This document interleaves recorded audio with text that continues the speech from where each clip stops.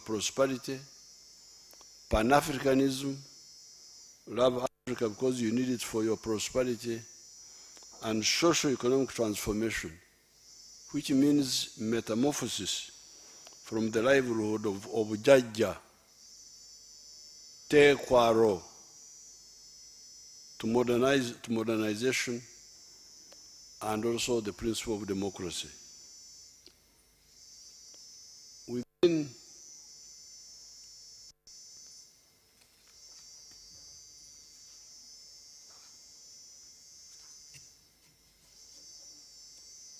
Within the principle of socio-economic transformation, we maintained the mass line, rather than the elite line of only serving the few and forgetting the many. The colonial and the neo-colonial economy of that time was, for instance, being described as an economy of the three C's and 3 T's. Wabewo awandika ensonga zino byenjogedde oluvannyuma bifunze mu Luganda, simanyi mutedde kwani ani oyo ensegumire okay, wandika ensonga onazifunza oluvannyuma mu Luganda.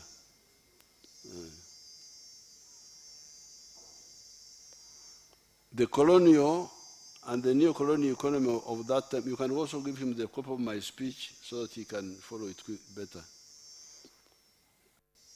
The colonial and the neo-colonial economy of that time was, for instance, being described as an economy of the 3 C's and the 3 T's.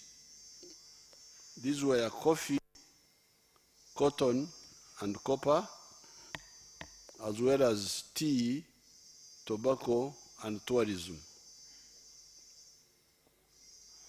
By 1962, this money economy was apparently covering only 9% of the homesteads. The rest, 91%, were in the non-money subsistence economy of only okora echida chonka, teach me each keken, working only for the stomach. Those colonial and neo-colonial economies were being described as enclave, i.e. island economies, meaning that a small island of money economy is surrounded by a sea of underdevelopment, a no-money economy. By the end of the 1960s, our student movement was clear that an enclave economy was a disaster for Africa and the third world. We are to build a new type of economy, which I will point out later. We indeed had started mobilization of Jajja, Tekwaro, traditional cattle keepers, Abadisa, right from 1966, walking on foot, kurar to kurar. We had even tactically started working with the UPC to see whether we could implement part of our vision. However, the internal weaknesses of these sectarian groups came to fruition. Kubanga bali bitwali tukola nabo bali banafu. The people we were trying to work with, the UPC, the DP, were all weak. They couldn't maintain stability. So while we had started working with the UPC 1969, 70, you will hear what happened because of their internal weaknesses. However, the internal weaknesses of these sectarian groups came to fruition. Idi Amin, an illiterate member of the Obote faction of 1966, of the 1966 unprincipled crisis. Ebizibu byankaaga mu omukaaga byali biyimiridde ku nsonga enkyamu. Bali balwanda bikyamu ababirimu abakabaka yeka ne UPC bonna bye baliko tebiri ku mulamwa gw'abantu baffe. So in that crisis, Idi Amin had been part of the faction of Obote. But now he overthrew the remnants of the UPC party that had started crumbling ever since 1966. Kati Idi Amin yali mu kiwayi. Kiwayi, is it a fragment? It's a fragment. Idi Amin yali mu kiwayi kimu kya UPC. Kati yajjako ebisigara bya UPC ebyali bisigaddewo. Idi Amin removed the remnants of the UPC because UPC had started crumbling in 1966.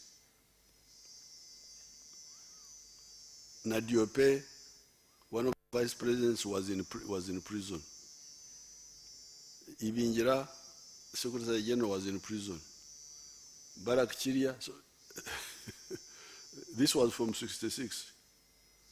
Arrested not by anybody else but by Boka Boka, our UPC.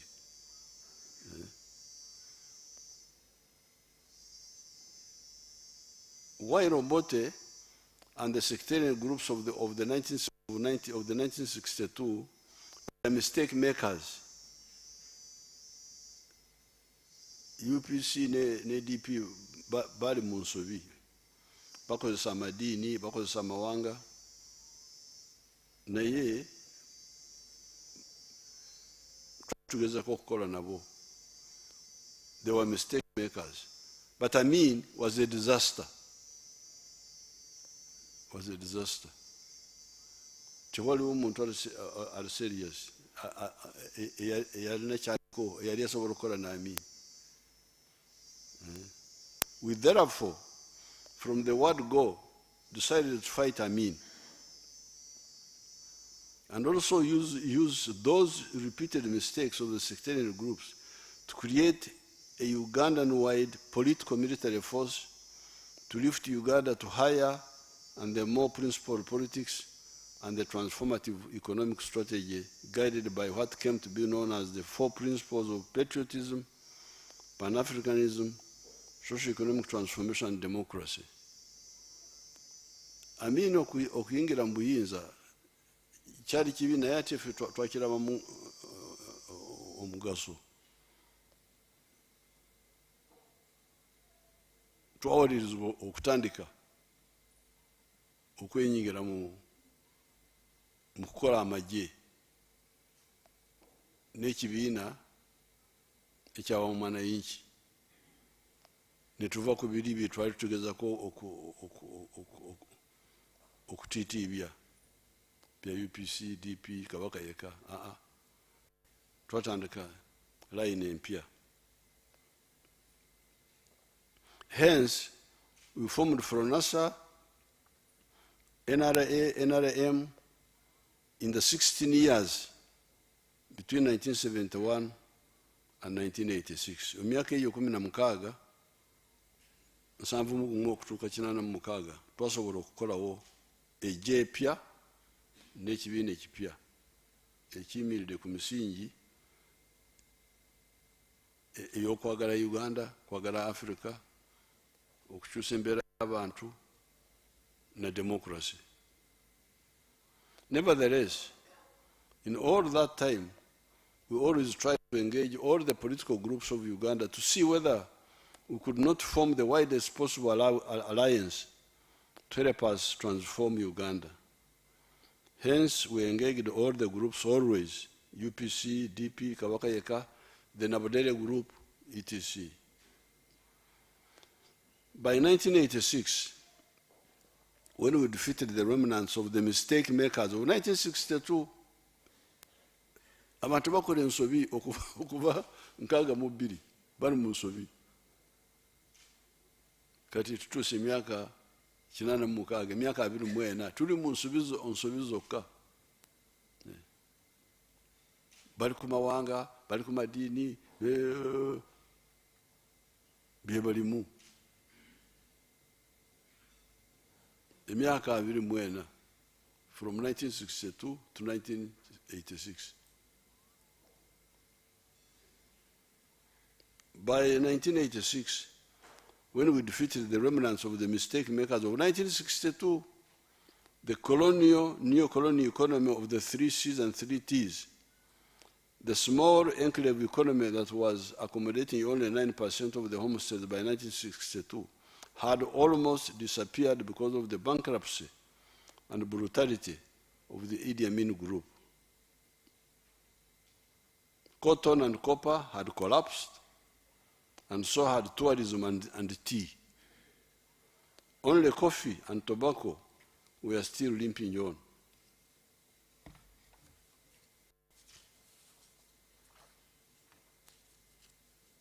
Therefore, our mission was now twofold. Kati 86 natwalina ebintu bibiri ebinene ebyokukola. Number 1, restore the small island of the 3 C's and the 3 T's where possible and necessary.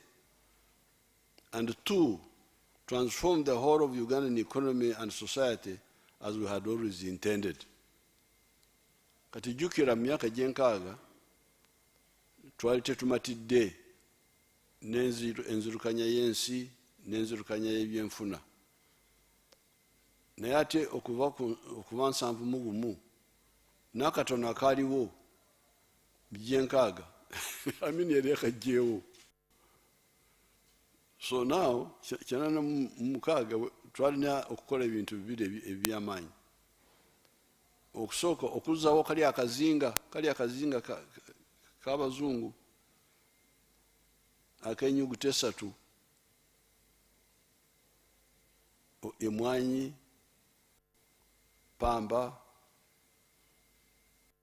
n'ekikomo kya kirembe, ate n'etaaba caayi wamu n'obulambuzi.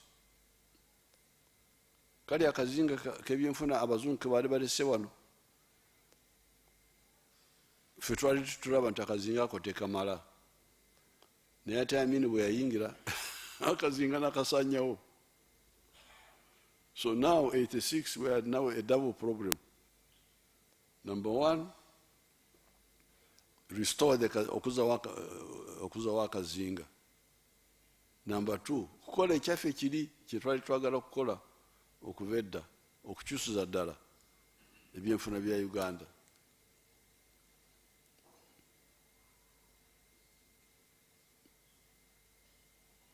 To put these 2 missions to the people of Uganda,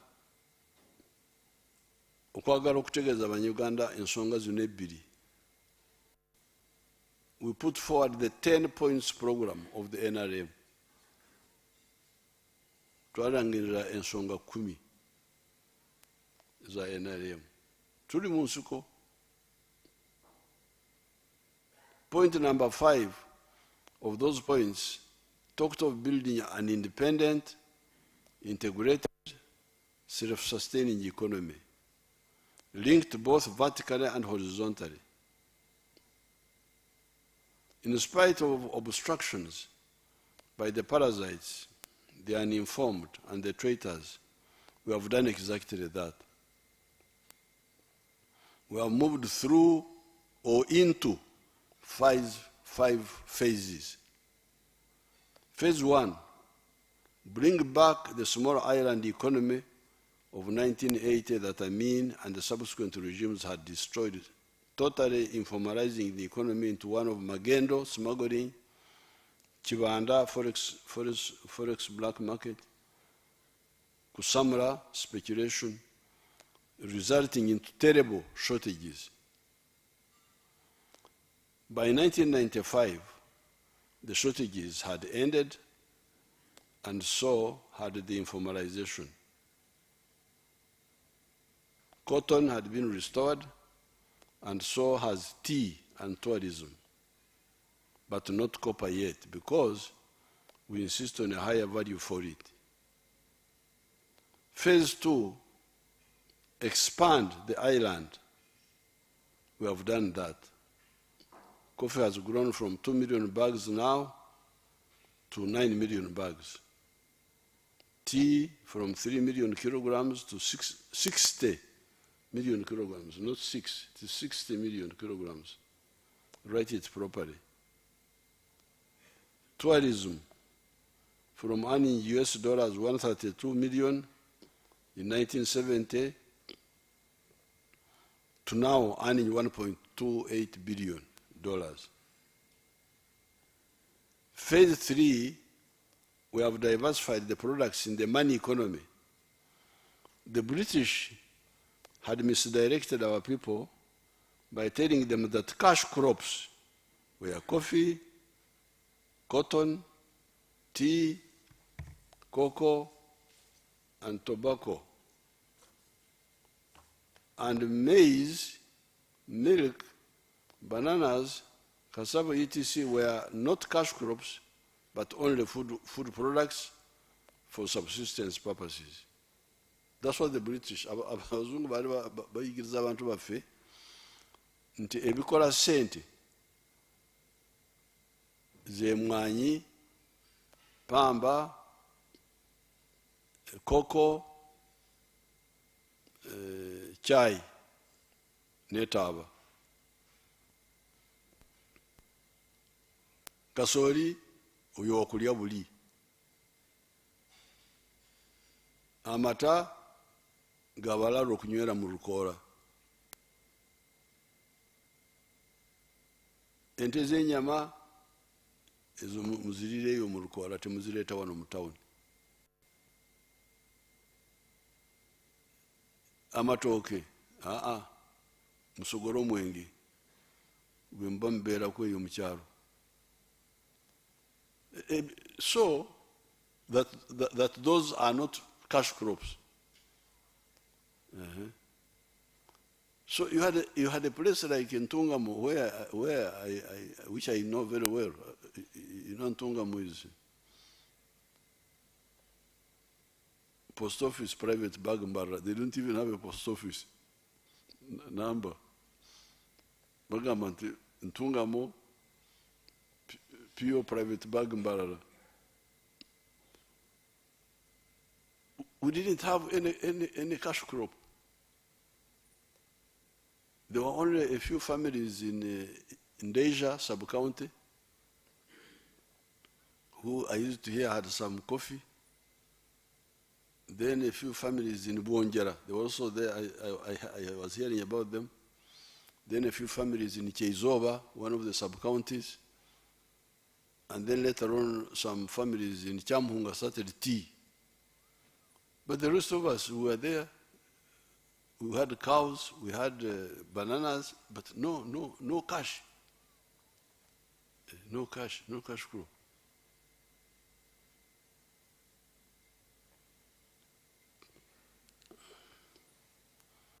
I rejected this logic. The basic human needs, here, this is basic. The basic human needs are food, clothes, shelter, that is housing, locomotion, vehicles, medicine, utilities like electricity, and services such as education and health. If you produce a product or a service for any of these purposes, it is potentially a cash product. All these are money. They are food, but also money.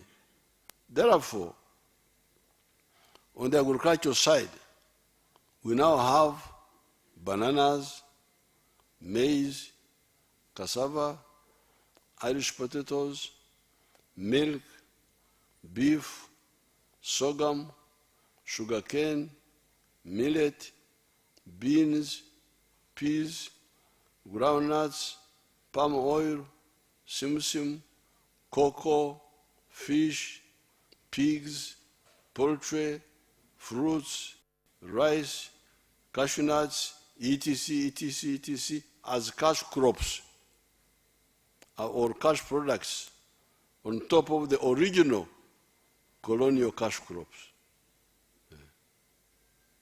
That's our situation. Bali bagamba nti omukaaga, ffe tugamba nti 40 kumpi. Byonna bikola sente, bino byonna byemenya wano. Phase 4, we have been insisting on value addition. Where we have succeeded, returns are very high. The milk industry was initiated, has expanded, and we are producing a number of final products such as long shelf, long haul liquid milk, long shelf life liquid milk, yogurt, ghee, butter, powdered milk, and derivatives from milk such as a protein known as casein, apparently needed in food supplements and medicine. Maize processing is growing to produce maize flour, akahunga, animal feeds, starch, etc. Cassava processing is growing, producing cassava flour, starch, ethanol, etc.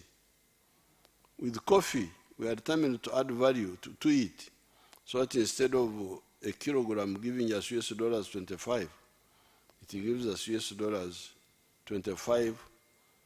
No, instead of giving us $2.5, this is 2.5, my people.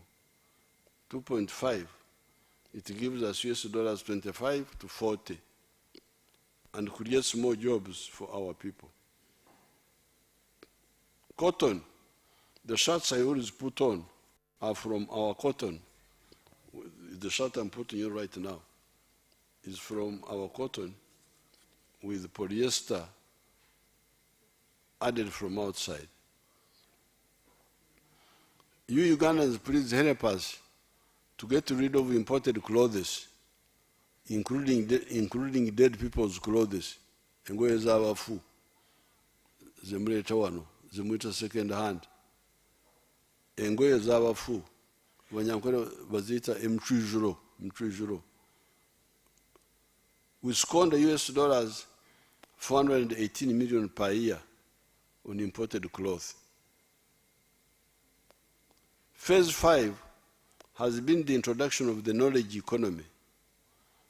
This is the economy that is not just based on more processing of the mere processing of the raw materials. It involves the greater use of science and skills. This is where the automobiles industry is, the vaccines, the vaccine making, the assembling and manufacturing of computers and computer parts. That's where they come in. Our economy was $3.9 billion in 1986. It is now $55 billion. It has been growing at the rate of 6.3% per year for the last 38 years. We are now a lower middle income country with the GDP per capita of $1,154. Therefore, the groups that have been misinforming the public recently about the parasitic agencies that we are rationalizing, especially coffee, are a disgrace to the country. I even feel embarrassed to participate in the controversy. Mpura n'okuswala. Eggwanga lyonna okubeerawo boogala ku bitaliimu. Mwanyi.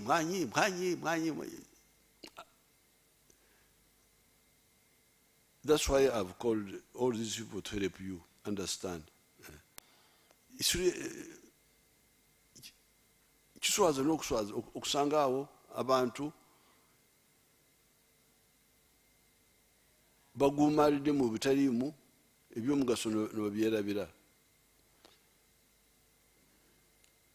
How could anybody who wants Uganda to grow spend even 1 week, let alone the 7 years we have spent on this subject, on this issue, discussing such an obvious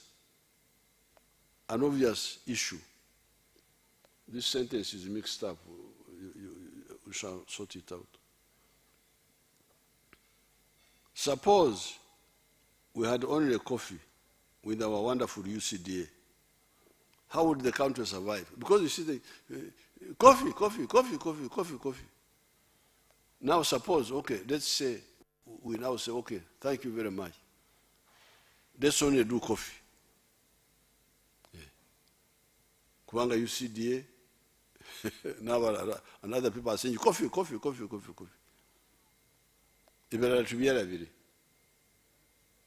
We only do coffee. Now, suppose we did that.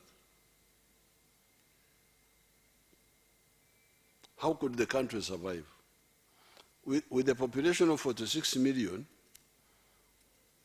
each person needs 2,000 calories per day. Kuwango abasayansi basobola okubala petrol y'omubiri gye gwetaaga, peteroli, in the form of calories, baziyita calories mu luzungu, eziva mu mmere, coming from food. And they are saying that another person needs 2,000 calories per day. With 46 million people, we would need 550,000 metric tons of wheat to feed ourselves. This would cost, okulya kwokka emigati engano would cost US dollar 380 million per year imported from outside. This is just eating. How about clothing? How about cement and other building materials for shelter?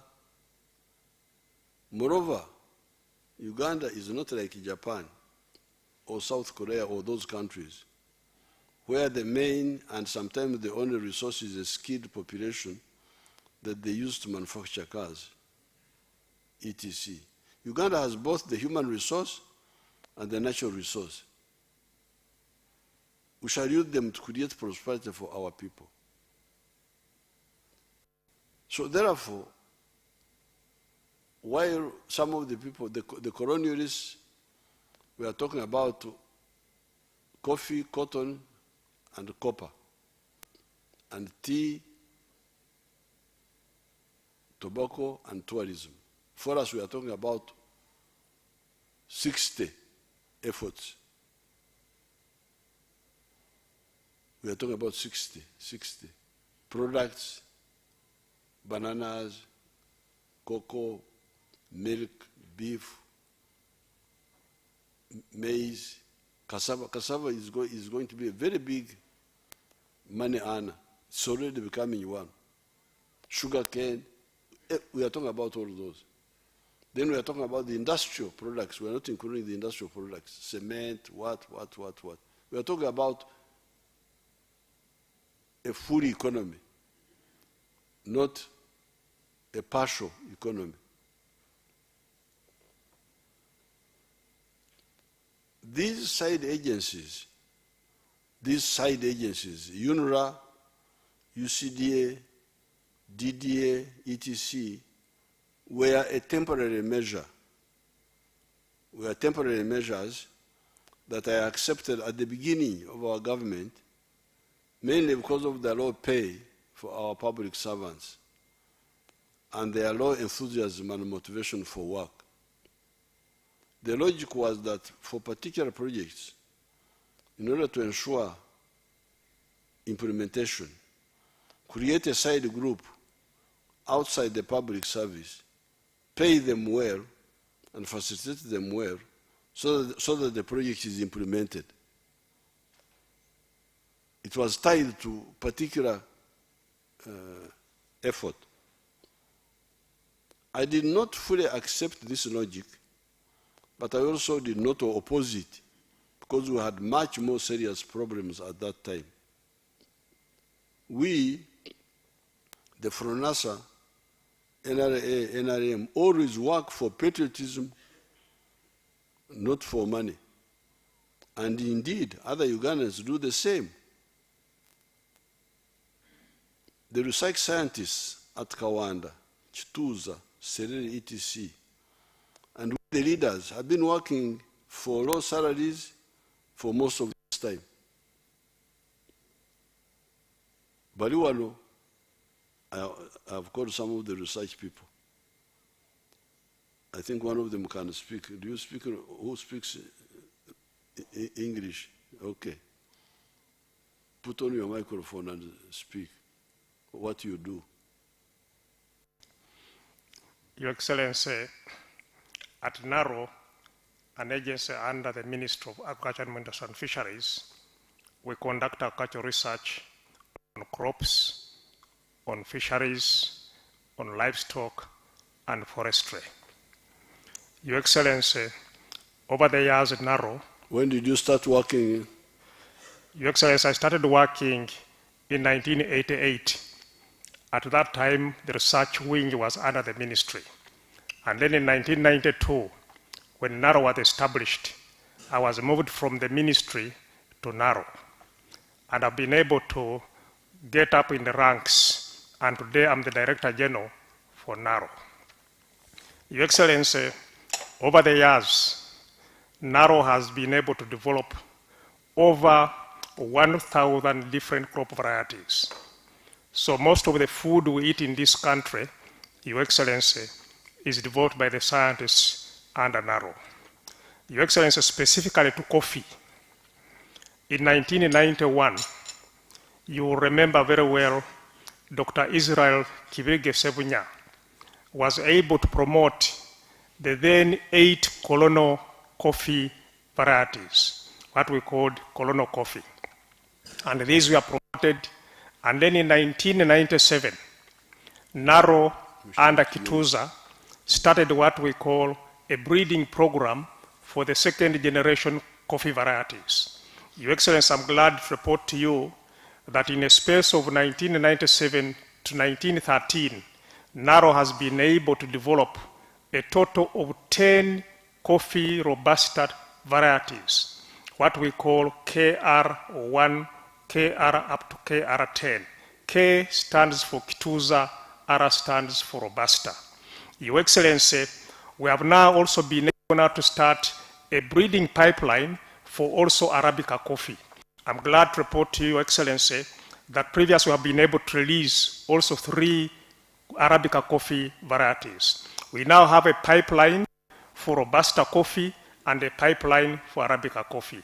And we have near promising varieties, 5 of them for Robusta, and near promising other varieties, 3 for Arabica coffee. Okay, thank you. Now, are you under UCDA? Your Excellency, we are under... Because some people have been saying, no UCDA, no coffee. Now, are you under UCDA? Yes, we are under the ministry, we are not under UCDA. Now, how much money were you earning in 1988? How much salary? Your Excellency, when I joined service, my first salary was 2,824.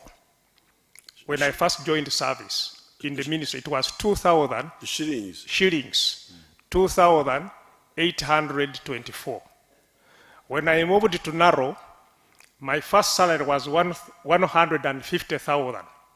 150,000. Your Excellency, I'm glad to report to you that at the moment the entry salary of a scientist in Naro is 6.5 million. No, but you continue getting the low salaries until when? When did we start enhancing? Your Excellency, we started to get an enhancement in the year 2004. Okay. 2004. So and Your Excellency, when you visited us during the World Food Day at Rwebitaba in 2016, is when you enhanced our salary in 2016. You again enhanced our salaries in 2018. Yes. You further again enhanced our salaries in 2022. Thank you. We are very grateful, Your Excellency. So you can, you see the real people who help us with all these crops are these ones. They are not under UCDA, and while the UCDA people are being paid high prices, high salaries, you must show now. Hello?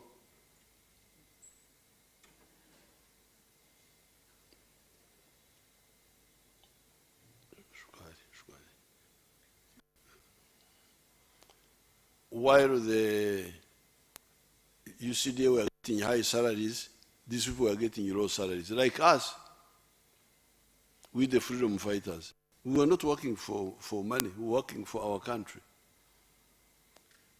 So, therefore,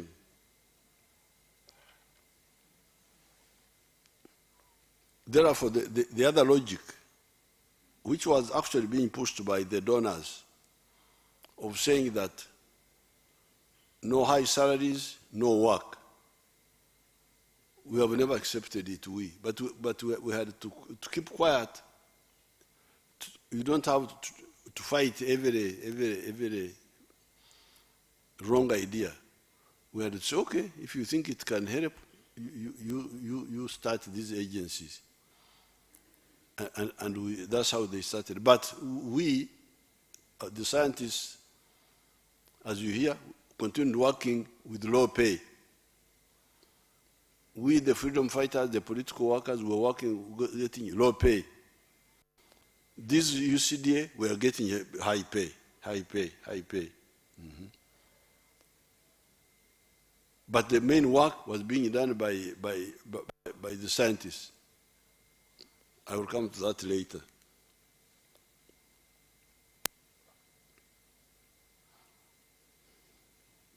However, the research scientists have developed for us excellent banana, coffee, tea, cassava, beans, etc., seed materials, and we have promoted their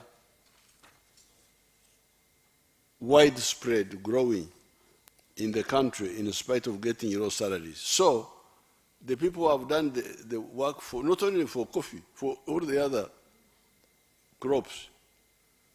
The scientists getting low pay, not under UCDA, and we, the reformers, you can call us the reformers, who want our people to get out of poverty, who now go and propagate and advise to preach the gospel of get out of poverty, do this, do that, do that. However, since some people were insisting that mercenary motivation is the only motivation, I did not mind trying it out as we moved on with our broad program. Because there were those who were saying, no, these people need, let's put them aside, give them high salaries. Okay. Because for us, we are continuing with our program anyway. We left them, so you try your group.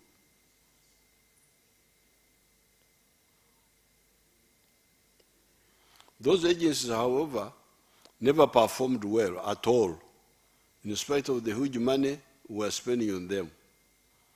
How do I know this?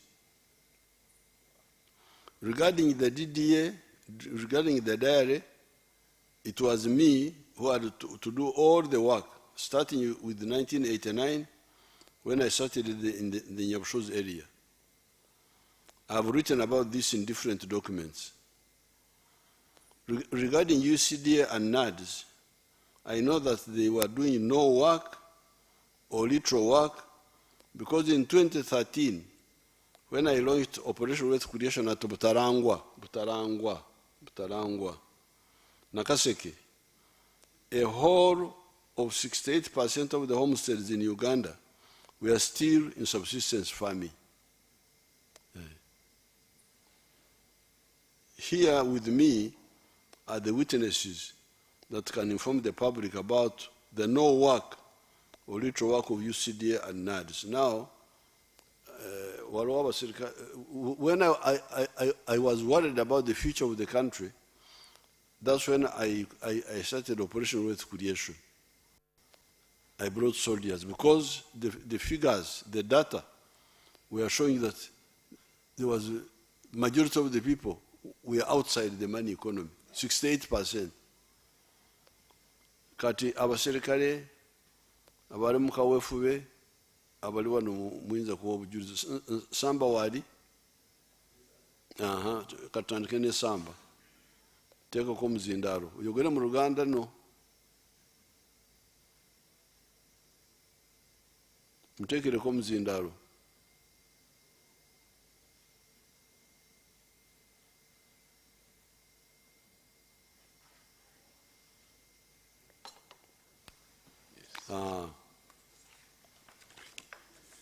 Your Excellency, sir,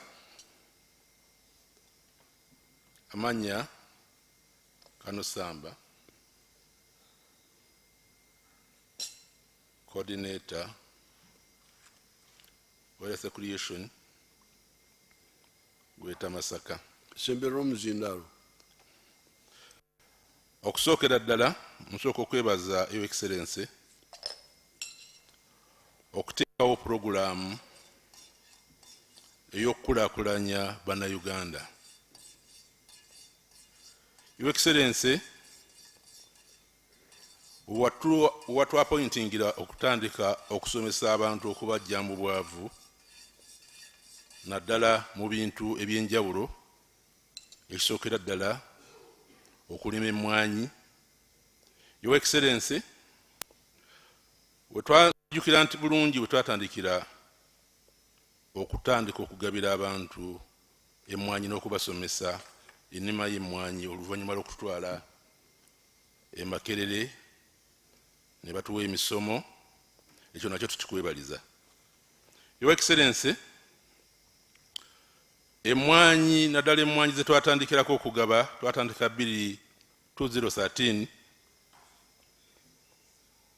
mpaka 2019. Gweta Masaka tulina districts 10 ne tubeera ne constituency 22 ne tubeera ne county 84 sub county amagombolola ne tubeera ne parishes 404. Your Excellency, tulina district 10 ngenda kutandika ne Bukomansimbi. Bukomansimbi twagaba emmwanyi miliyoni 18 n'emitwalo 7 nga zikola acreage emitwalo 4 mu gumu mu 15,500 Kalangala twagaba emmwanyi emitwalo 2 nga zikola acreage 4,640. Kalungu twagaba miliyoni 3 nga zikola emitwalo miliyoni yes okay. miliyoni 3 nga zikola emitwalo 67,733.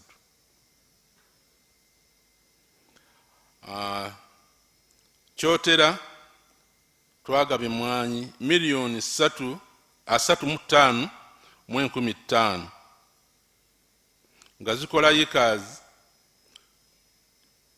emitwalo 12 mu 12,222. Lwengo district twagaba miliyoni 33 mu 2023 mu 476 nga zikola acres 7,000 mu 3,874 lyantonde twagaba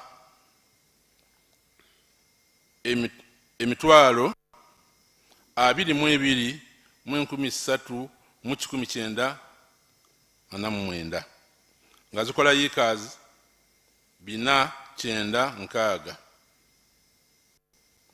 Masaka district twagaba millions 2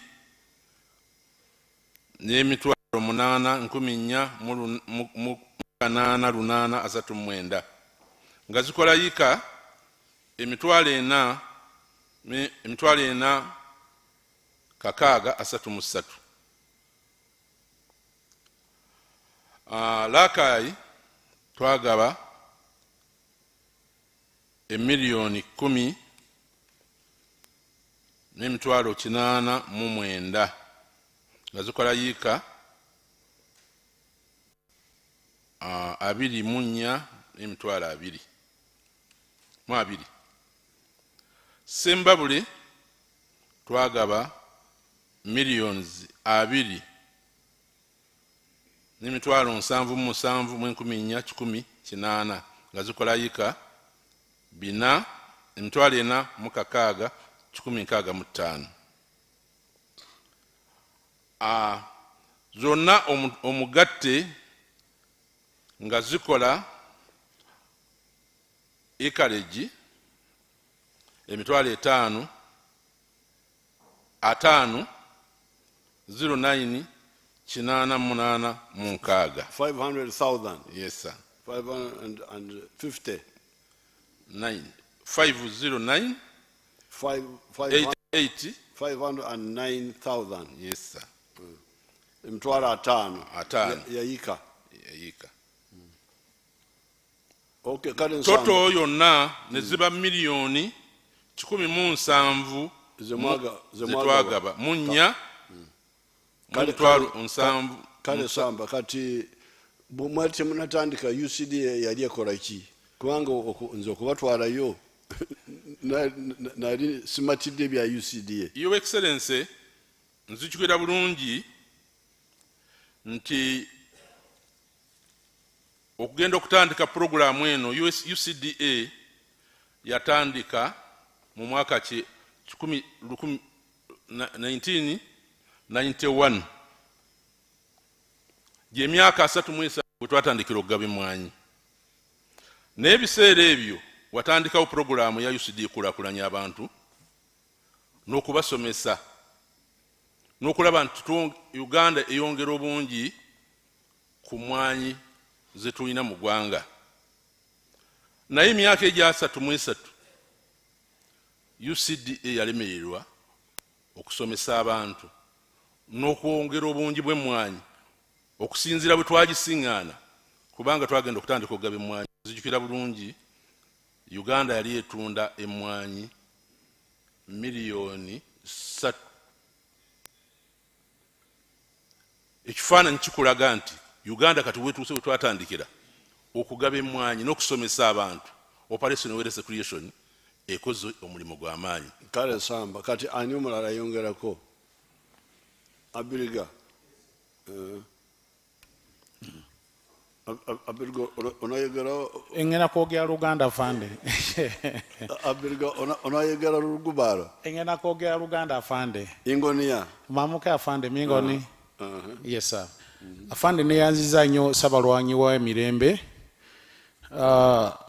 Owekitiibwa Ssabalwanyi ngenda kusoma emmwanyi zetwagaba mu Greater Luweero district 3 Nakaseke, Luweero ne Nakasongola. Nakaseke district okuva mu 2013 okutuuka mu 2019 ate emyaka 2 twabuukamu olw'obulwadde bwa covid waliwo 2021 ate 2022 nowa chance netugabayo ku mwanyi kati Nakaseke district yagaba emwanyi milioni 10 emitwalo 54 mu 2,847 nereta ikazi emitwalo 2 mu 3,428 amaka gafuna emwanyi ezo amaka mitwalo 2 mu 1,275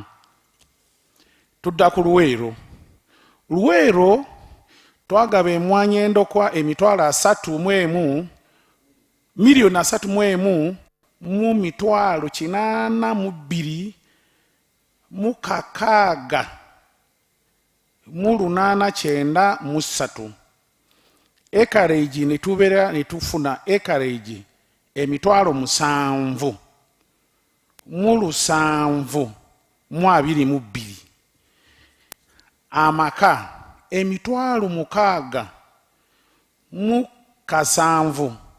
7 mu 313 Nakaseke Nakasongola yagaba milioni 2 emitwalo 49 mu 10,524 ge acreage 15,500 mu 36 era amaka 15,000 mu 128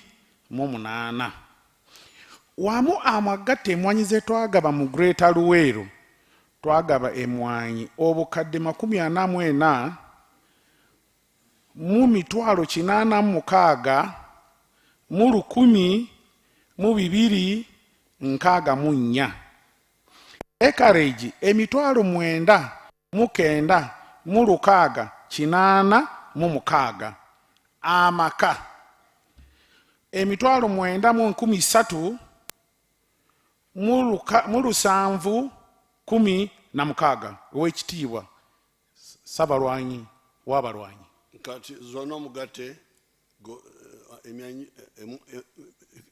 emwanyi zona omugate ziri Luweero zezo emitwalo milioni 44 Luweero Greater Luweero okay yes sir emitwalo 44 milioni 44 mu mitwalo 86 mu 1,263 ye acreage mitwalo 9 mu 9 mu 686 amaka gafuna emitwalo 9 mu 13 mu 716 kale yes sir award 4 afande waliwo omulala ayongerako Lwasi omulwanyi yarwananga nnyo eggulu wavayo ddi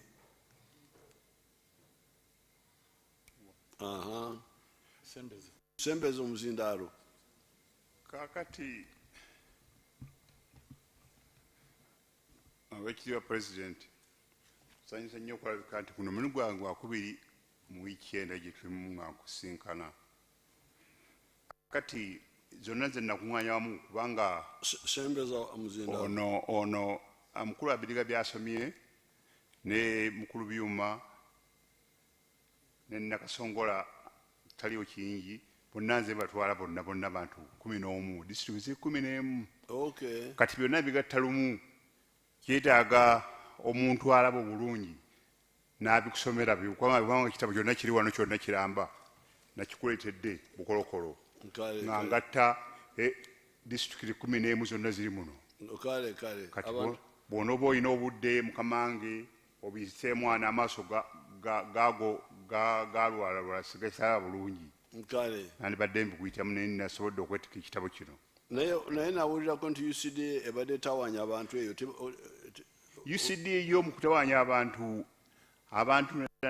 naddala abantu b'eggombe batawanyiza nnyo bannasalo pale tebasasudde ssente zaabwe abale basalako olese emitwalo 10 naye nga ntolese emitwalo 4 mukaaga negamba nti begenze okuba byamasimu nekofaame nga balya emitwalo 4 netwebuuza nti mu myaka eno egyo baali balinda ki okusoma okusobola okubayo amasimu nekiraga nekiraga nti nekiraga nti kyali kyakulyaza amaanya era bukumpanya bw'abakulu aba UCDA olya ssente ezo naye nga ddala mutuufu abantu baziwayo kubanga bakomanda bali ku ground nawe bennyini balingako nga bagaba emmwanyi ezo ne basayininga nti baziweereza abantu abalimi naye ati kyansonyi okulabika nga baba mu nsasula balyaza amaanya obutali lutuufu era mukama wange singa omulimu ogwo obaddeyo nze manji tebasabirimu naye nze nagusabye nkugendere kugulawo nkuleeta lisiti yaba nasale operators bonna ababanja sente zaabwe nabikuleeta maaso go nga nzikuwandiikidde ng'ompadde obudde tugenda kulondoola ebyo byonna ne tusobola ababibwa kubanga nkiwuliddeko yesa nti abantu bakaaba bantu badaaga kale lwasi ani omulala yongerako byuma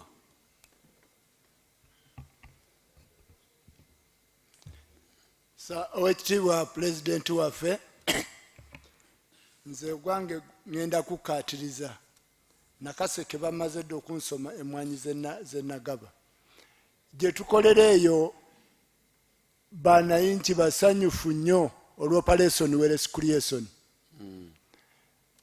twasomesebwa wano emakerere ne tugenda ku gurawundi twasanga abantu abamu tebamanyi wadde n'okusima ekinnya ky'emmwanyi ne tukwata enkumbi ffe kennyini nga ddemo ne tusima ebinnya by'emmwanyi nga bwe byatusomesebwa ne tubabuulira nti emmwanyi zisimbwa bwe ziti era ababigoberera bawaayo omutima gwabwe ddala mmwanyi bafunyemu tezaabafaako ne initiative eno gye waleeta ey'obukuta obucupa buno kubanga irrigation yali tesobola kubuna wonna abaasobola okukigoberera bayita mu byeya ebibadde bitukuba era emmwanyi zaabwe zibaddeyo nga nnungi era zongedde nnyo ku byenfuna yaabwe naddala mu kiseera kino emmwanyi weebeeredde ku bbeeyi ennungi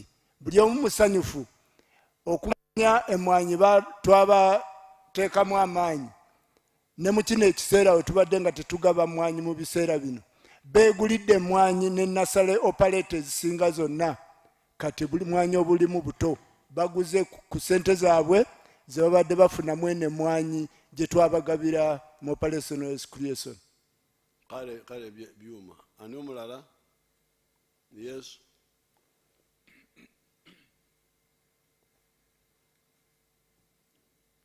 teekako omuze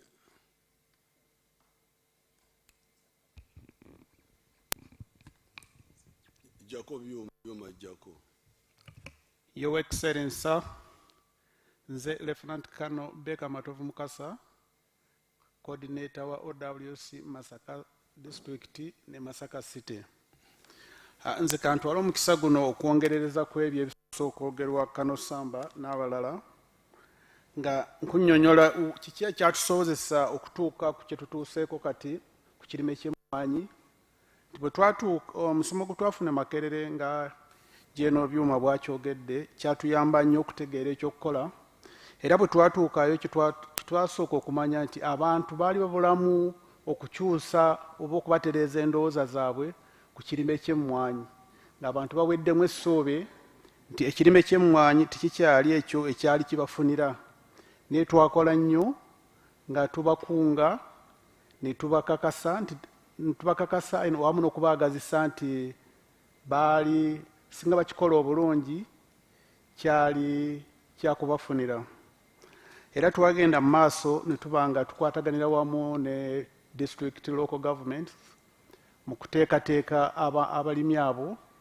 awamu n'okugoberera nga bafuna emmwanyi ate okuddayo amangu ddala nga bakazifuna ne tukakasa nga bazisimbye ne bazisimbanga amateeka g'ebyobulimi ku kirime ekyo bagalagira.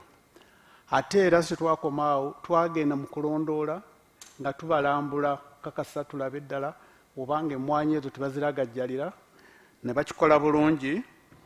Kati Mukasa bano abadde bagamba nti no UCDA no coffee obaddamu otya? Fande ngamba nti abyo boogera byabwe era nga sibinoonyerezeeko kubanga bw'otunuulira kye twakola kyakyusa nnyo ate ng'abamu basooka kutukuba amagi mavundu nti tetwali basirikale abatamanyi byakulima tetujja kusobola. Olaba bakyusa kye baali bayita emiyini, ekyo kyali kiva ku butaweta mmwanyi ne zigenda obugenzi mu bbanga. Mbu baali baziimuula bye twali tukola bagamba nti mugaba miyini ya nkumbi. Yesa. So nakyo kyaggwaawo ne tutereeza buli kimu. Kati bwe tutuuka ku kye tutuuseeko olwaleero ng'oyise mu byalo era nga bwe waliko mu Masaka n'olambula gye twagenda ku balimi abo bewalaba ab'amaanyi, osanga omulimi eyakwata obulungi ennimiro ye nga takyali mu mbeera eri gye yalimu. Kale ani asembayo? I will come to those. Abasirikale. Your Excellency, sir. Tale Mukasa jako akanani. Jako. Excellency, sir. Amanya Kano Godfrey Kaliowa. Kaliowa Makulubita. Musajjao. Atwala katika South constituency. Owekitiibwa watudumira mwaka 2013 tugende tulwanyisa obwavu mu bantu bo. Mu myaka egyo twagaba ebintu bingi naye ng'essira watugamba tusinge kulisimba ku kirime ky'emmwanyi. Era bwe twatuuka twatandika okukunga abantu okubasomesa mu ngeri y'okubateekateeka kubanga tewali muntu yenna gwe twawa mmwanyi nga tetumaze muteekateeka. Ate ekitaaliwo ku UCDA twateekateeka abantu ne tutandika okubagabira emmwanyi. Era nze mu constituency yange eyakatikamu South constituency ngenda kusoma figa yokka okuva mu mwaka 2013 awo twabuukawo okutuuka mu 2019 twabuukawo awo emyaka ebiri ate ne tugenda ne tugabayo mu 2022. Katika mu South constituency yafuna twagiwa emmwanyi 1,889,612 as acreage omutwalo gumu 7 mu 3 mwana 3 amaka agaganyulwa gali omutwalo gumu 1,479 ge maka agaganyulwa.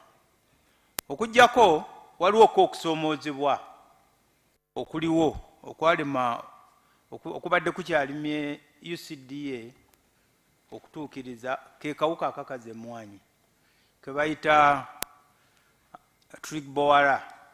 Akawuka ako kajojobya nnyo abalimi baffe. Akakakaza obutabi bw'emmwanyi.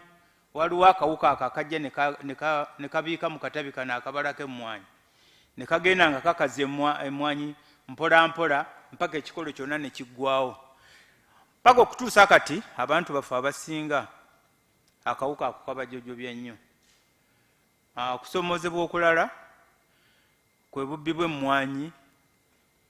Abawulula emmwanyi ekiro bajja ne bawulula emmwanyi n'ebito byonna nga babitwaliramu. Ate kyekimu era kyekyali kireese omutindo gw'emmwanyi okulaba nti gwali kukola ki nti gukka nti emmwanyi yaffe bwe yagendanga katale nga si nnungi olw'ezo emmwanyi ze babawululanga nga zikyali ki nto. kati nga nze nali nteesa nti senga tusobola okuteekawo etteeka kubanga emmwanyi zino be baziwulula balina waliwo abazigula nze nali nteesa nti senga wabaawo etteeka erikwata ku abo abagula emmwanyi ez'ento kyalikoze bulungi nnyo nti twali badde tulwanyisa obubbi bw'emmwanyi kubanga ono aziwulula nga manyi yagenda ozikola ki okuzitunda ne senga ojjawo ako akatale wagenda okuzitunda ekitegeeza obubbi bw'emmwanyi bujja kukendeera. Webale nnyo owekitiibwa president. What is the answer for the BOA? The BOA.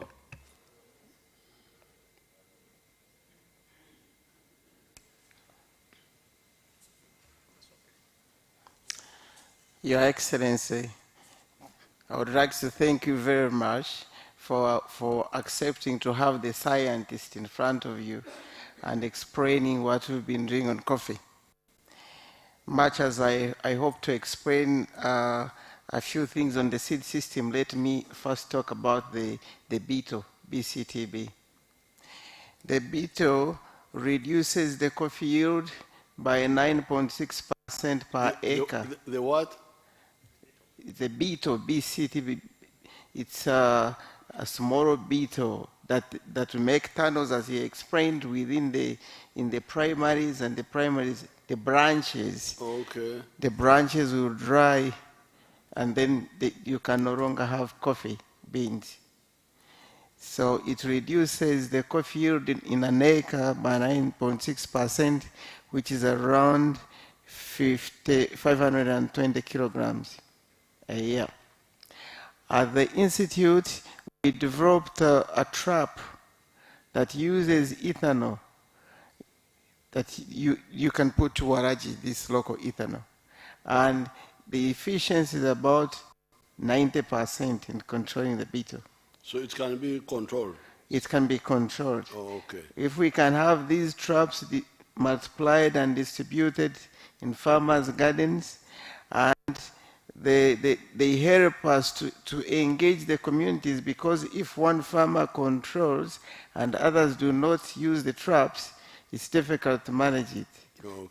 So if the effort is there, we can control the damage. Thank you. Now, the one who is controlling the TV, I want you to put my people of Kisozi, because I'm also a coffee promoter, before I go to other people.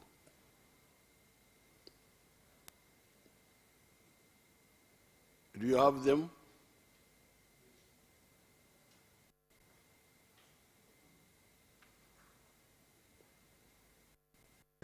Nali mu lukiiko lwasooka okukuba ku geeti mu kyalo kyange kubanga lwe lukiiko lwasooka okukuba mu kitundu kino. I attended the first meeting, Your Excellency, you had at the gate from this area. Mu mwaka gwa ndowooza yali 94 kubanga nali maze okola primary 7. That was around 1994 because you phoned me when I had just done P7. Ekitiibwa President, twakusaba ebintu bina. Ekisooka twakusaba emiti gya muwogo, ne tukusaba akawunga ak'okulya, ne tukusaba okutwalirako abaana ku ssomero, ne tukusaba n'ebitimba ebitta embizi z'omu nsiko. Your Excellency, we asked for 4 things in that first meeting. First of all, we asked you for cassava cuttings. We asked you for maize flour because we had no food, wanted posho. Number 3, we asked you for beans to plant or to eat. And finally, we also asked you for the truckers, I don't know how they call them, the bitimba, just to go and hunt the wild pig. Ekitiibwa abayiseeko ewaffe n'abayitayo n'abamubanda ku TV okwo ku lutimbe, kakati w'ekitiibwa tulina luyimba lulala olutegeeza nti tuvudde we twali otutuusizaako at least ewali yadde. Your Excellency, now it's a different story altogether. If you come, we can't ask for those things that we asked for. We are a different story. We've been transformed, Your Excellency. Njagala okutegeeza ekitiibwa abagenyi bano. They are now singing a different song. Okutegeeza ab'ekitiibwa abagenyi bano b'otuleetedde nti luli bwe baasabanga obuwunga katusaba byuma bya mmwanyi twagala motoka zitambuza birime byaffe. Your Excellency, the song was about asking for cassava cuttings, maize flour, beans to eat. Now the song was changed. Maize flour for eating, for the food. They were asking for food donation. Okay, it's a long. Now the song has changed. It's a long. You for can maize harras. Now, what my people there are saying that in 1994, when I started with them, they were asking me for kaunga to eat in their homes because they had no food. But now they are singing a different song. That they're asking me for ebyuma byemwanyi, for coffee halas, bagaga, bili byokusabiza babivako. Now let me. So that is my group of exorcists. I had nothing. I am the one who mobilized them. Nothing to do with UCDA. I'd never heard of UCDA there myself. Now, some members of parliament have their experience with UCDA. Katubawulirize abali wano. Bogere mu Ruganda. Yeah, thank you so much, Your Excellency. Erinnya eryange nze Mutumba Abdul, member wa parliament, akiikirira ekitundu kya Kiboga West. Your Excellency, Kiboga omumanyi bulungi, twogera ku magombola ge Lwamata, Kibiga, Nkandwa, ebitundu ebimu Kasejjere gye walwanira, Kapeke, Kayera, Kyekumbya, Kiboga district tuli balimi ba mmwanyi. Nafuna omukisa emyaka egyo egyogerwako 2013, 14, 15 paka 2016 nali mukulembeze ku district ya local government. District local government ye Kiboga. Okay. I was a councillor at that time. Era twakola na Afande Mural gwakwasa obuvunaanyizibwa bw'okugaba seedlings, inputs mu balimi b'e Kiboga. Afande Mural tasobodde kujja kubeera wano ne banne kubanga mugonvu, naye ebintu ebyagabwa mu Kiboga byali bingi, nga kuliko endokwa z'emmwanyi ezigenda mu bukadde obuwera 20, n'ensigo endala ez'emiyembe, ebijanjaalo, kasooli, ente n'enkoko. Naye seedlings oba endokwa z'emmwanyi, information gyenfunye okuva ku production officer yaŋŋambye twafuna endokwa ezisukka obukadde 2, naye tasobodde kutuukirira Afande Mural, Lieutenant Colonel Mural retired, kutuwa exactly naye nga zaasukka endokwa obukadde 2. That is okuva mu 2013 up to 2017-18 awo we yakoma okugaba inputs. Kakati ebiseera ebyo bwe tugenze mu COVID ebyokugaba inputs mu Kiboga by OWC ne biyimirira. Fe we tujjidde mu kalulu aka 2021 bwe nali mpita mu bantu nga tugenda tubasaba akalulu, nga bantu nga tulaba abavubuka bangi abataafuna ndokwa mu kaseera kali bavudde mu masomero, abalala basenze mu kitundu, twagala endokwa z'emmwanyi, twagala endokwa z'emmwanyi. Embagamba nti tugumiikirize, bwe tunaaba tutuuse mu bukulembeze tujja kwogeraganya ne gavumenti etuwa endokwa z'emmwanyi, musimbe emmwanyi. Era nze bwe natuuka mu parliament 2021 na contactinga UCDA. Ekitundu ekyaffe eky'Ekiboga district nga 4 UCDA baddeyo ne official oba officer omu, field officer, just one field officer. Ate ngono field officer bwajja ayina okukola mu Kasanda, Kyankwanzi, Kiboga and I think some parts of Hoima. Kakati nga bwajja okubeera ng'akola omulimu guno gwa regulation, okugenda ku byuma by'emmwanyi ebyo, alaba omutindo n'okugenda mu basuubuzi, era nga capacity tagirina, ng'ate ayina kukolagana n'aba extension workers baffe. Kubanga ekibuga tulina ba extension workers abawera about 20, extension officers about 28 abatuukira ddala kugombolola. Yes. Era be babeera mu balimi. Era nga naye bw'ajja baakola nabo. Ate era ng'ajja once in a while. Kale, when I contacted them, ne baŋŋamba mobilize your farmers. Abalimi bakunge obateeketeeke so that tubawe endokwa. I mobilized my farmers nabakunga 2022. Abantu nga bangi ne baŋŋamba basime ebinnya, bakube n'ebifaananyi.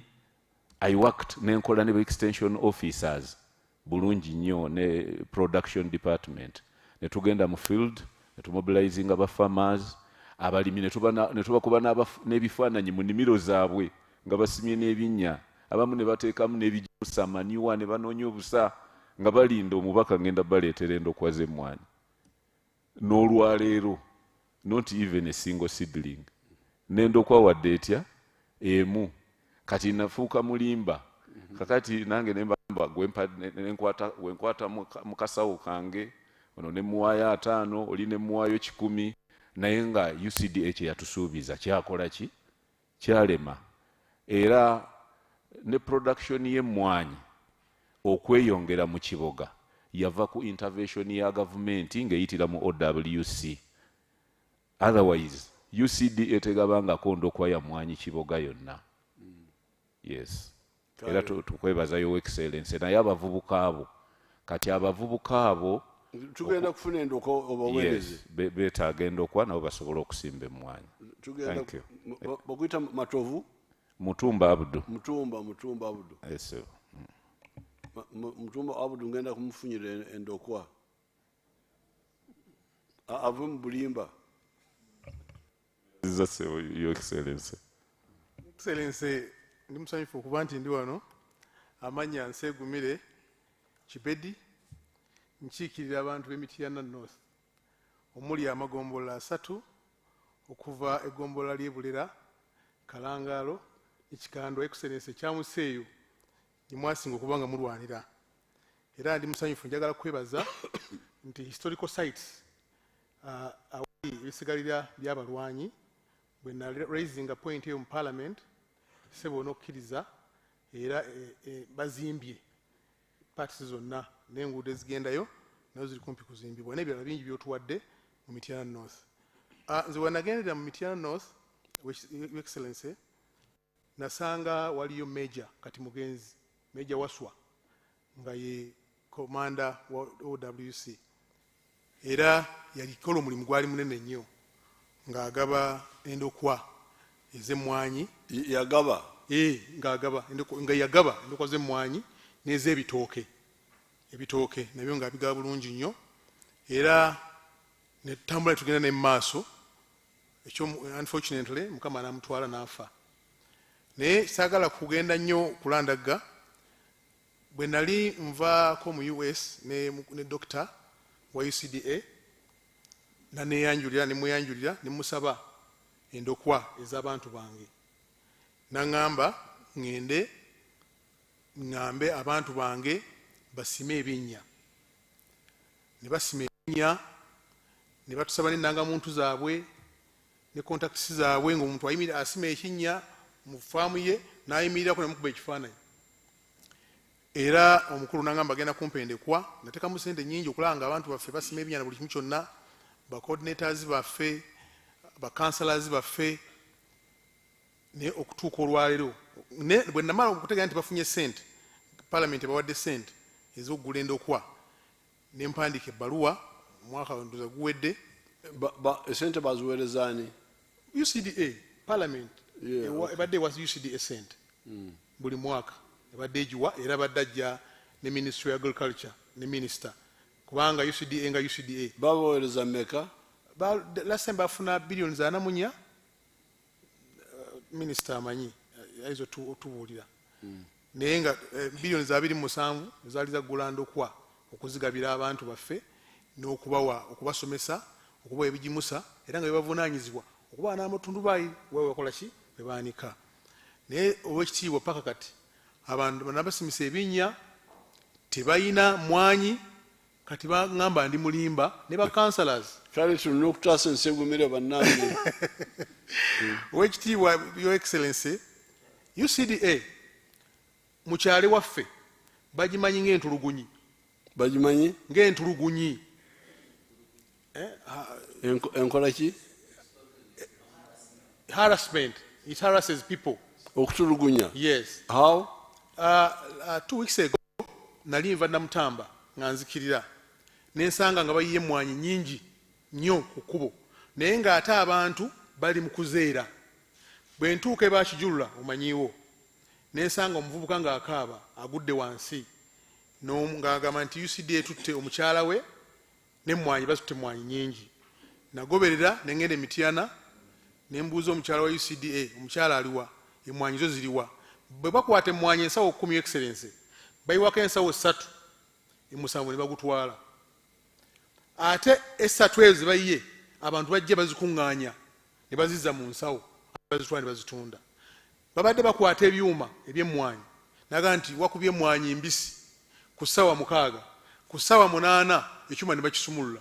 Ne tubuuza ekyuma kibadde kikuba emmwanyi ku ssaawa 6 nga mbisi ate ku 7 kiguddewo ate kiziba zikaze zitya. So n'olwekyo abantu babikwatira ki tebiri ku mutindo oba nti bakubye emmwanyi mbisi. That's how they do when they want money, Your Excellency. The regulation is intended to weed out bad practices, but what the Honorable is saying, there is abuse of the regulatory interventions. Because what they do, ideally the regulation is in order, but if someone abuses it to harass people, to extort or to go beyond, that's where the problem comes in. Your Excellency, you cannot say someone has got a bad coffee. You decide to nosalawo okumuyiwa. Ate bw'omuyiwa emabega gy'ovudde basigala bamulonda. Government is bad. Ate bw'omutwala gy'omututte bw'otwala ensawo 8 nti ozikutte omuntu wajja nagana kandabe ku nsawo zange 8 z'okoze ekizookutte nga tudemu togikola ki nga togiina ate nga tomulaga wezikoze eki wezigenze. So that is the problem. Nti UCDA tennaba kusomesa bantu, teyasomesaako bantu. Ebbanga lyemaze mu constituency sirabanga olunaku na lumu nga guno omusomo gwa UCDA nti guno omusomo bazze kuyambako kawuka, bazze kusomesa bantu balima batya, bazze kuyambako bantu kuba babigimusa kubanga they are supposed to give seedlings. Tebalina zibakoze eki zibawadde. Abantu abalima emmwanyi bantu beegulira ne ssente zaabwe ne bakola ki ne basimba emmwanyi zaabwe.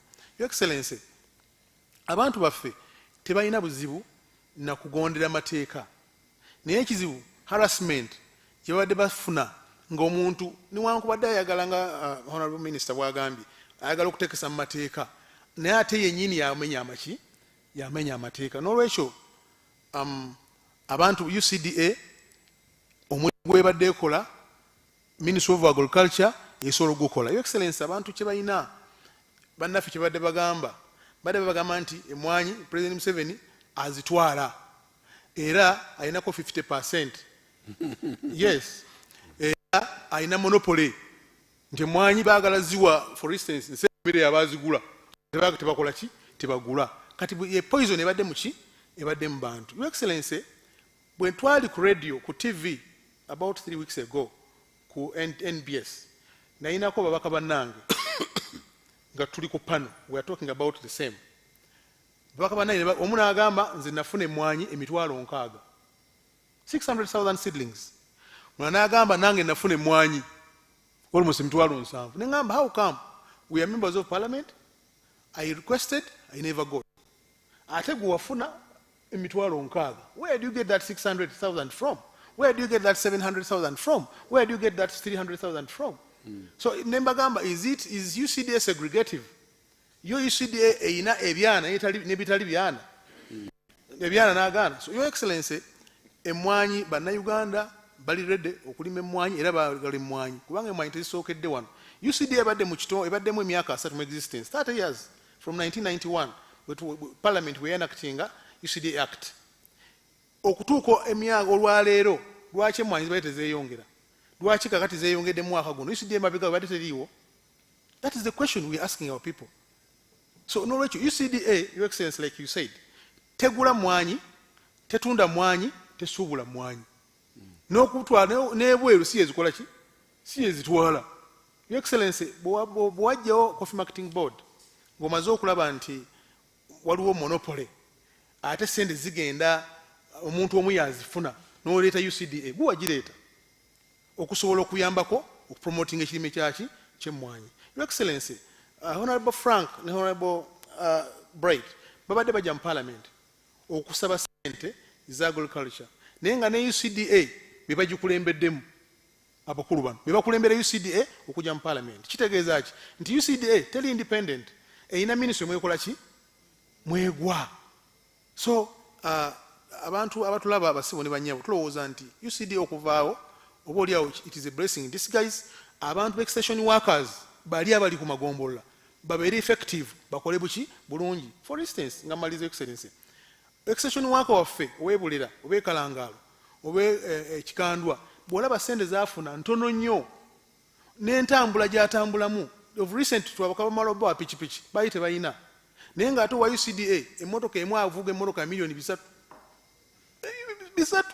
mwajja mwatambulira omusaala gwafuna mungi ate guno mutono nnyo.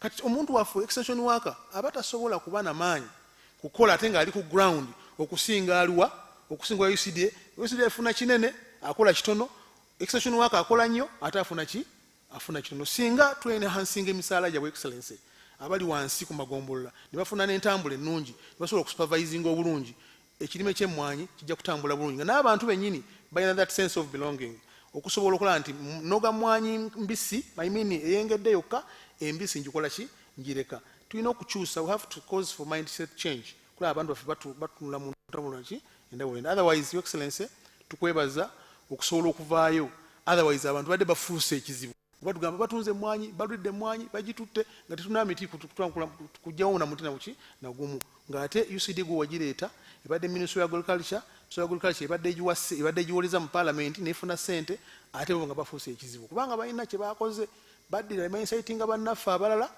kuffe babainsightinga ne babogerako nabo bulungi okusobola okuba nga basiga emirimu gyabwe n'okusobola okulaba nga basurvivinga mu bukyamu. Kale nsegumire honorable lwaki kandi waliwo omugaga oyo w'emmwanyi teka. Era nsanyuse nnyo okulaba nti omulundi gwakubiri mu wiiki eno okusobola okusinkana. Mpozi ekisooka nja kusaba oba oliawo naye ngeri gye tuli mu State House protection kubanze sigenda kwogera birungi byerere ku UCDA. Ndi omusajjawo ali mu diaspora nina dduwo Sweden ne Uganda. Ndi musuubuzi n'abasajja baabamu eyo nga bakabali bakyakabali n'abaana baabwe abamu bankolera emirimu gyange eyo. Ate ndi mulimi wano bwe waleeta puroguramu y'emmwanyi nze omu ku baakunga bannange tujje tukole na salaries wano ne tufunamu ne tuyamba naye abantu baffe naye UCDA kibadde kizibu ky'amaanyi era nebaza decision y'eggulu kubanga nasoose okuvumibwa n'engeza okumalizibwa akawungeezi kuba nasoose nembuuza bannange nti ani atabanja UCDA kuba ndi musajja Omuganda awo ne batkanya. UCDA buzibu bwe buluwa. UCDA Dr. Yatomera munansonyiwa bakama bange. Dr. yasanga ekintu kyavunda ate n'ayongera ne kimuvundako. Lwaki? Nga bwe nga nti nandibadde ne protection naye ngeri bwe tuli mu State House ebisinga kambyogere sijja kwogera mannya bw'oliba ompadde obudde nzize nga whistleblower kuba mbadde mu mmwanyi zino salaries Masaka ninayo, Mityana ninayo, Mpigi ninayo, Wakiso ninayo era officers abo abasinga even General Sale tubadde tusinkana nanebaza n'okukolagana n'omusajja oyo Lwasi volo yava mu magye okulaba nti ayongera okutambuza obulamu bwe kwadde musajja mu amagulu ago. Kaakati UCDA ebadde ine enkola Honorable Nsegumire anzise ebimu abyogedde naye si nsonga kuba ffe tubadde mu field.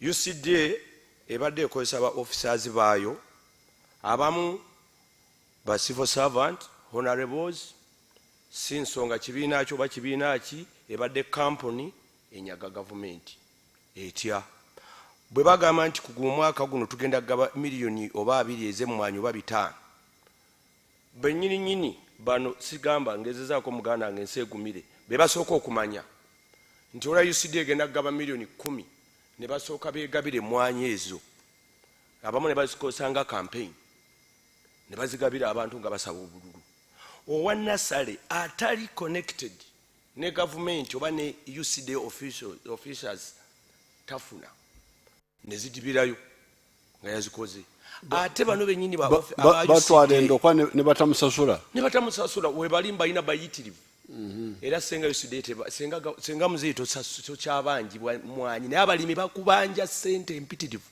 ne batuuka n'okugenda ku parliament ne beeyambula naye nga beeyambula olw'obulumi ne bateekamu abantu ssente babagobe oleme okumanya kiki ekigenda mu maaso waliwo department eya accounts nfu etya balina akakodyo ke badde babbiramu kuba ndi musajja musuubuzi ne bakugamba nti mugende baba bonna ba officers bw'oba ogaba emmwanyi bamanya ne bamanya order egenze mu district yaabwe mu constituency yaabwe ne bazirinda ne bazirecevinga officer wa OWC n'ateekako omukono owa UC n'ateekako owa Gombola n'ateekako n'abeebalo ne bazitwala bwe bamuzitwala akakodyo kaluwa ne badireyinga okusasula ne muweereza ssente basasule mu balimi ne basooka bazirinnyako kakati wayitawo time y'okusasula ne bagamba ba auditor baffe baakubye essimu oba ekyampisi yes olupapula lulaga nti bonna baakakasa nti wagaba emitwalo 6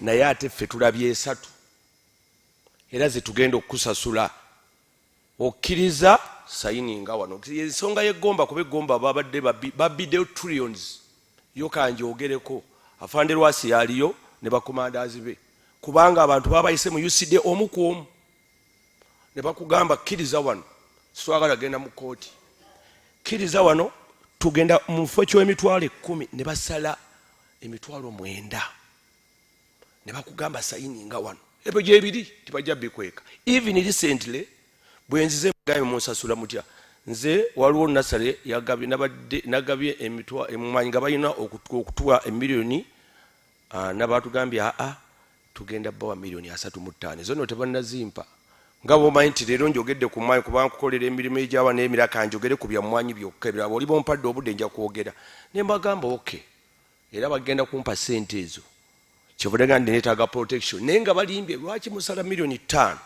nga temuyise ba officers abo bosasula ssente ba stakeholder abeebyala abali eri n'obagamba abange omwamugabire emmwanyi ze bweziti naye ate kaakati mugenda muwa ssente bweziti UCD ebadde yeemalira naddala department eya accounts auditing legal twagezaako through some contacts ne twagala tuengaging doctor tumuyambe doctor yani oyo I'm sorry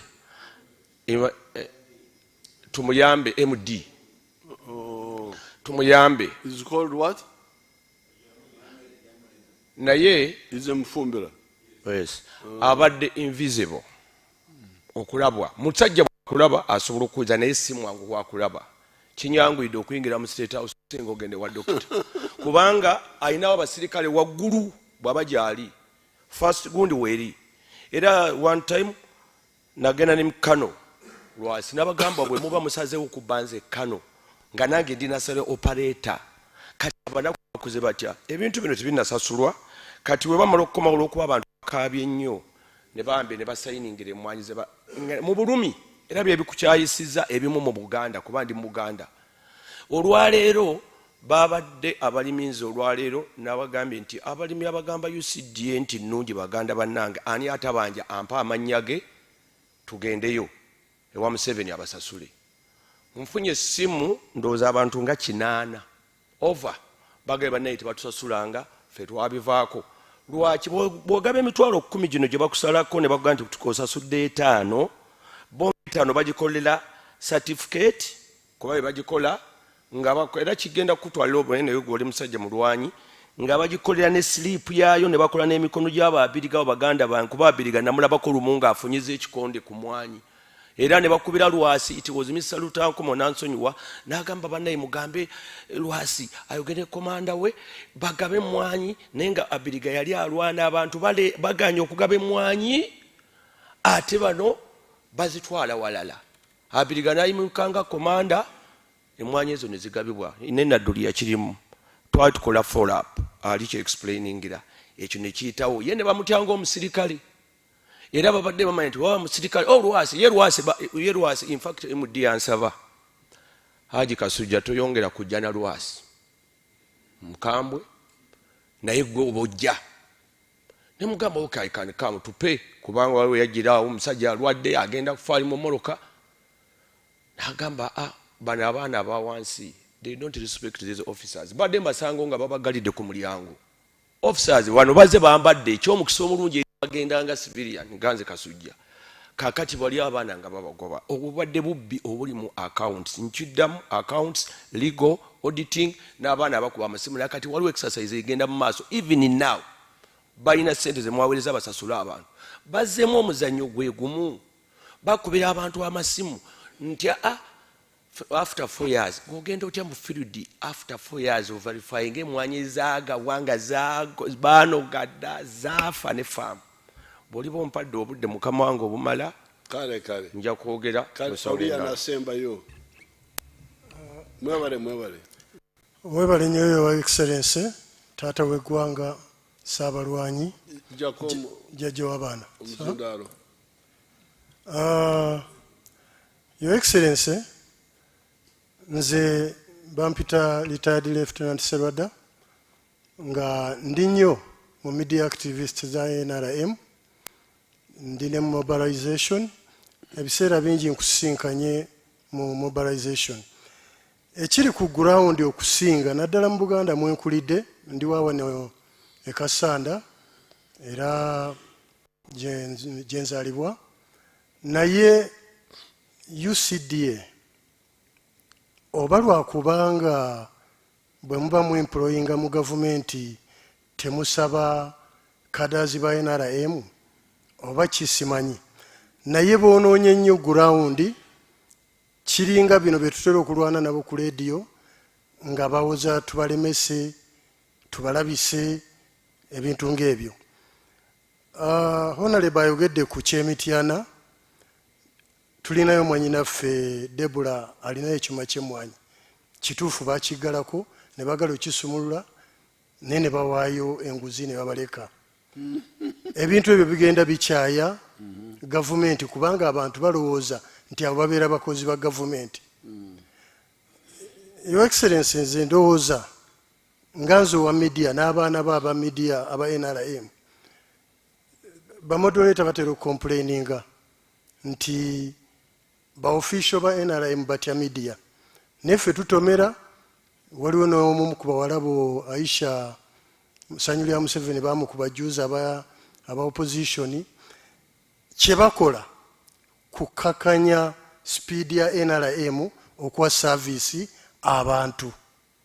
Eggulo nabadde n'owa DP ku media wano ku Biraali nga naye byayogera alaga nti Your Excellency oyagala kweddiza mwanyi mbu kyewavudde otwala ekyuma entungamu ne mugamba naye nga timwogera bwe mutyo tulina industrial hub Mbale tulina Nakaseke tulina n'ekyuma ekikola motoka kati wano Ekira kati bwe batwalako embalala oba entungamu ebyo ebifo tebiri mu Uganda. So kati kyentunuulira Your Excellency kubanga akadde kayinza okubeera akatono njagala nkutegeeze nti mu civil service oba mu bitongole ebyo tulinamu abantu betwandiise aba opposition abakola mu gavumenti naye nga baagala balemese programu zo. Nzijukira Pastor Serwada gyentera okugenda ku leediyo ye Impact FM yagamba nti President Museveni alowooza ekintu emyaka 10 mu maaso mwe mugenda okituukako okirowoozaako nga kyabaleka nga mwagala kirwanyisa nga naye temukyakisobola. Kyekino ekiri wano nti wasalawo Nadizi yali eremeddwa noleeta recreation yaffe ey'abajaasi batuusizza service ku bantu kubanga bamanyi kyetwalwanirira bonna balaba abasajja bakulu nga nze bamanyi nti gye twava twalina missioni ey'okununula eggwanga n'okuzimba eggwanga. So your excellency ndi wano nga nkusaba nti kye tulina okukola tutandike okuleeta key people ng'abajaasi ne bakadazi baffe trainings ekyankwazi nga bwolaba honorable Franka ne Bright kino ekintu balinga bye bakivumbudde emabega eri. I'm sorry to say naye honorable former minister Sempijja yali omu ku badisturbinga programu zo kubanga ye ne regioni zonna yazeetolooza seedlings ze era byowulira nti abantu tebasasulwa bano abanene babadde bafuna emwanyi ne bazisupplyinga ate ne basooka okwesasula ne bamala mu kwesasula ne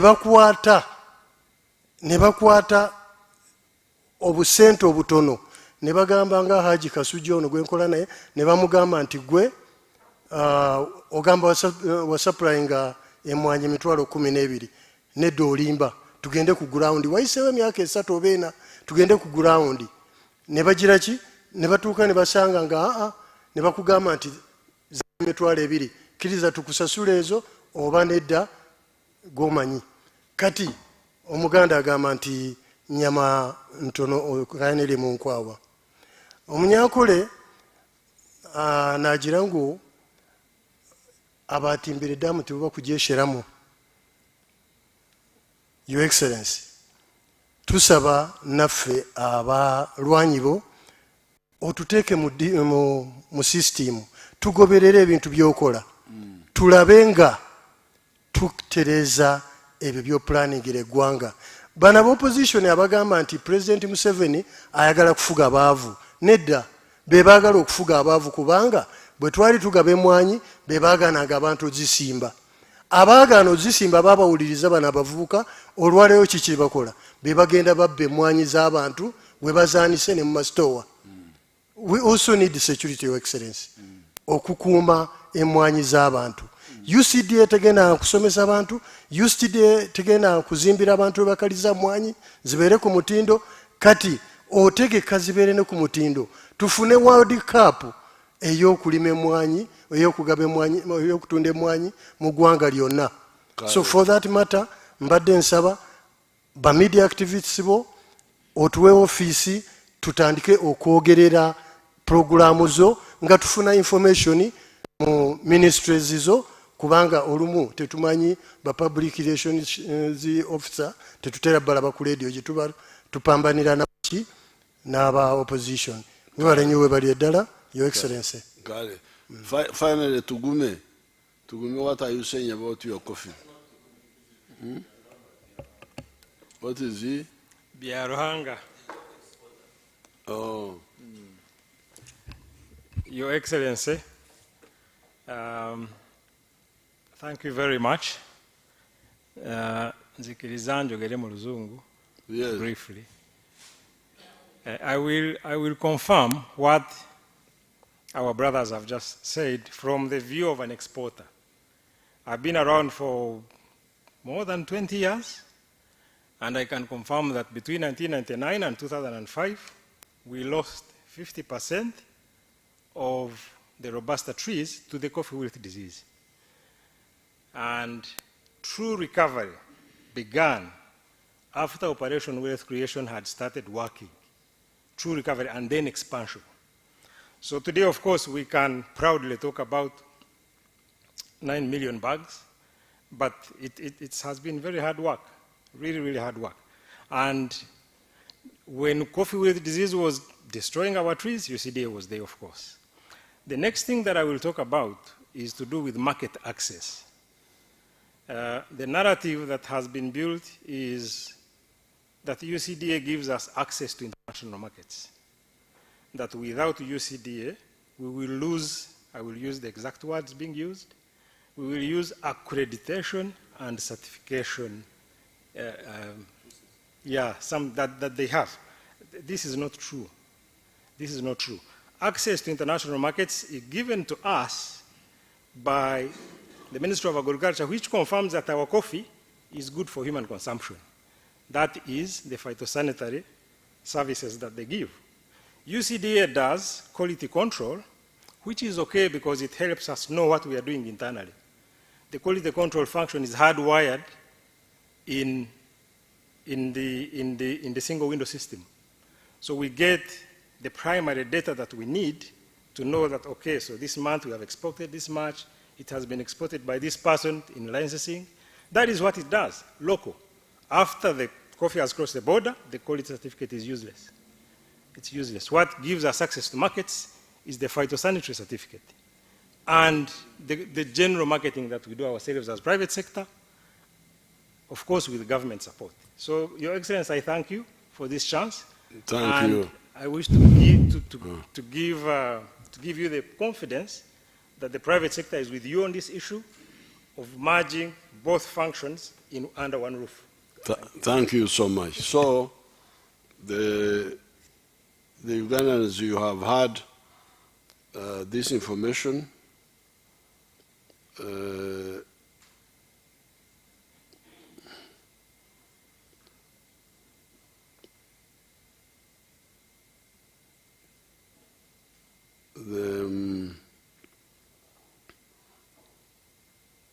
I have already given you many wealth creators of Ixozi. I showed you one of them that I've been struggling with. I have been struggling with them ever since 1990 without hearing about UCDA. Secondly, the wealth operations commanders that have spoken here, operated in the Uganda area. Thirdly, the MPs that were being discriminated by UCDA, they have spoken. Fourthly, the researchers that have been developing the breeding and planting materials have spoken. Therefore, logic shows that the agencies and authorities have the following problems. First, they do no work or little work, yet for us, we are always working for the mass line. Bonna bagagaware, duchu. So there is a fundamental contradiction. They do either no work or very little work. And yet for us, we want to reach everybody. So we are incompatible. We are incompatible. I cannot continue with the UCDA, with the DDA, because for them they are working for a few. When they work for a few. But you hear now the stories, the corruption, the what. But even if they were not corrupt, they don't seem to have the capacity to reach the many, to reach the bona. Yet we, our line is bona. Second, in the process, they duplicate the work of the ministries. Duplication. Moreover, they do the duplication most expensively. By 2016, a mere 3,905 persons, this for all the agencies, not UCDA only, 3,905 persons in these agencies were using Uganda shillings 2.2 trillion, while 80,000 people in the public service were using only Uganda shillings 2.6 trillion. You can imagine. 3,000 people were using 2.2 trillion shillings in 2016. That's when the alarm came. That's when we came to know. And then that's when this rationalization started. On the wages, on the side of the wages, the 80,000, because the 80,000 are the 18,000 people in the ministries, permanent secretary, under secretary, those people there, clerks, plus 60,000 soldiers. I just estimated the figure of soldiers. 2016 was about, let's say, 60,000. So here you would say 80,000 public servants were being wages now in Msara were being paid 755 billion. The 3,000 were being paid 995 billion. What sort of this? For doing no work? Eh? You can't believe it. In Mzempura no Kuswara that we have been having this debate. Really, what are you debating? Either you are mpura okuswala nze banange abantu bange bano bentambula nabo bantu bakikaki okwonoona obudde ku ensonga ngendo 3,000 people 3,905 emisaala bali bafuna obuwumbi 995 omwaka. Abakozi ba gavumenti 8,000 bafuna obukadde obuwumbi 755. 3,000 basingira ddala 8,000 ku musaala gwokka totaddemu the other expenses. 4, it seemed that they were also getting corrupt, but also they were poorly supervised because they were away from the public service, and the boards that are supposed to supervise them are not constituted with the sound logic. Because the boards which you look after, who are they? But never to look board. Because in business, the board members are normally some of the owners of the business. And when the board, the management is different, but because the wealth is mine, for you. But having board members who are just also looking for what to eat, they can't guarantee. Boards in companies are sometimes from the owners of the business. They therefore have a vested interest in the health of the business. The boards for these groups have not been logically grounded. 5, these agencies cannot have an adequate network to do extension work. You heard what Mutumba was saying, that the one supervisor for the Kiboga, what, was also supervising Hoima. He would come. The MP for Kiboga West told us of a coordinator for that area that had to look after the whole of Kiboga and also parts of Busoga, Bunyoro. He would come occasionally and he would work through the extension workers of the ministry. Number 6, in any case, apparently they do not do phytosanitary certification. Now this one is also new information. The one given by Biarhanga, that apparently what they were calling phytosanitary, to show that the product is safe, it is done by the ministry apparently. And that by law they are not even allowed to do it. It is the ministry that does it. It is done by a unit in the Ministry of Agriculture. That unit certifies all agricultural products, not just coffee. Number 7, apparently UCDA has only been grading screens, 18, what, that apparently that's all they have been doing. Saying that this is bigger, this one is smaller, grading the size. But they say that that certification is not recognized internationally, that it is only for internal use. The international certification is by the ministry. Number 8, the government extension workers, now that they are better paid, and we are going to apply on them the UPDF like standing orders, standing orders, they will wake up. There are government extension workers at every sub-county. UCD had only 55 in the whole country. How could they manage? Duplication that is ineffective and grossly expensive. This is really the situation. This was a duplication that was not effective, but also very expensive.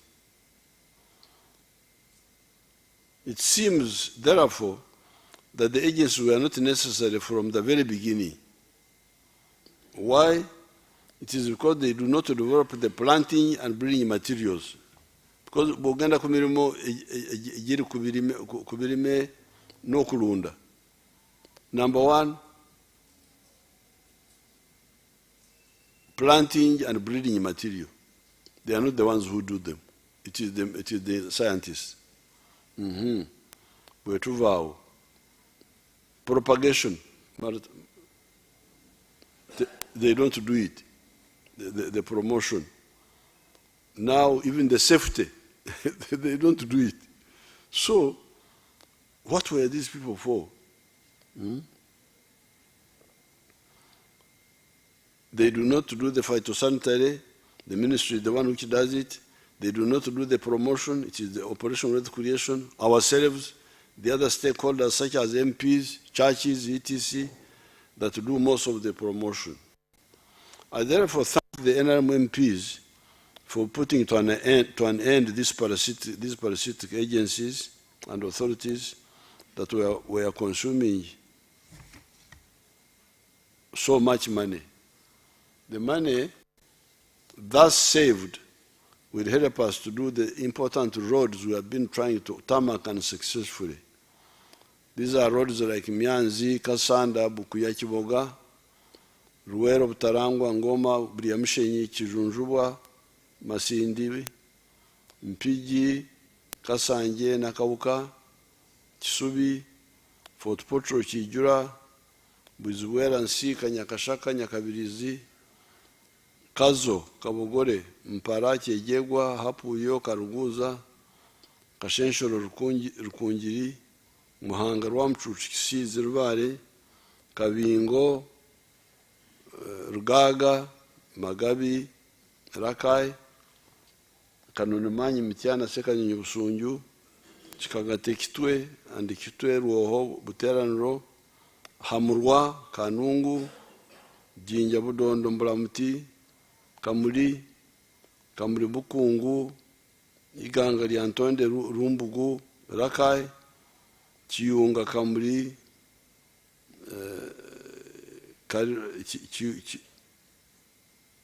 Iganga Chiyunga Kamuli, Kariro Kamuli,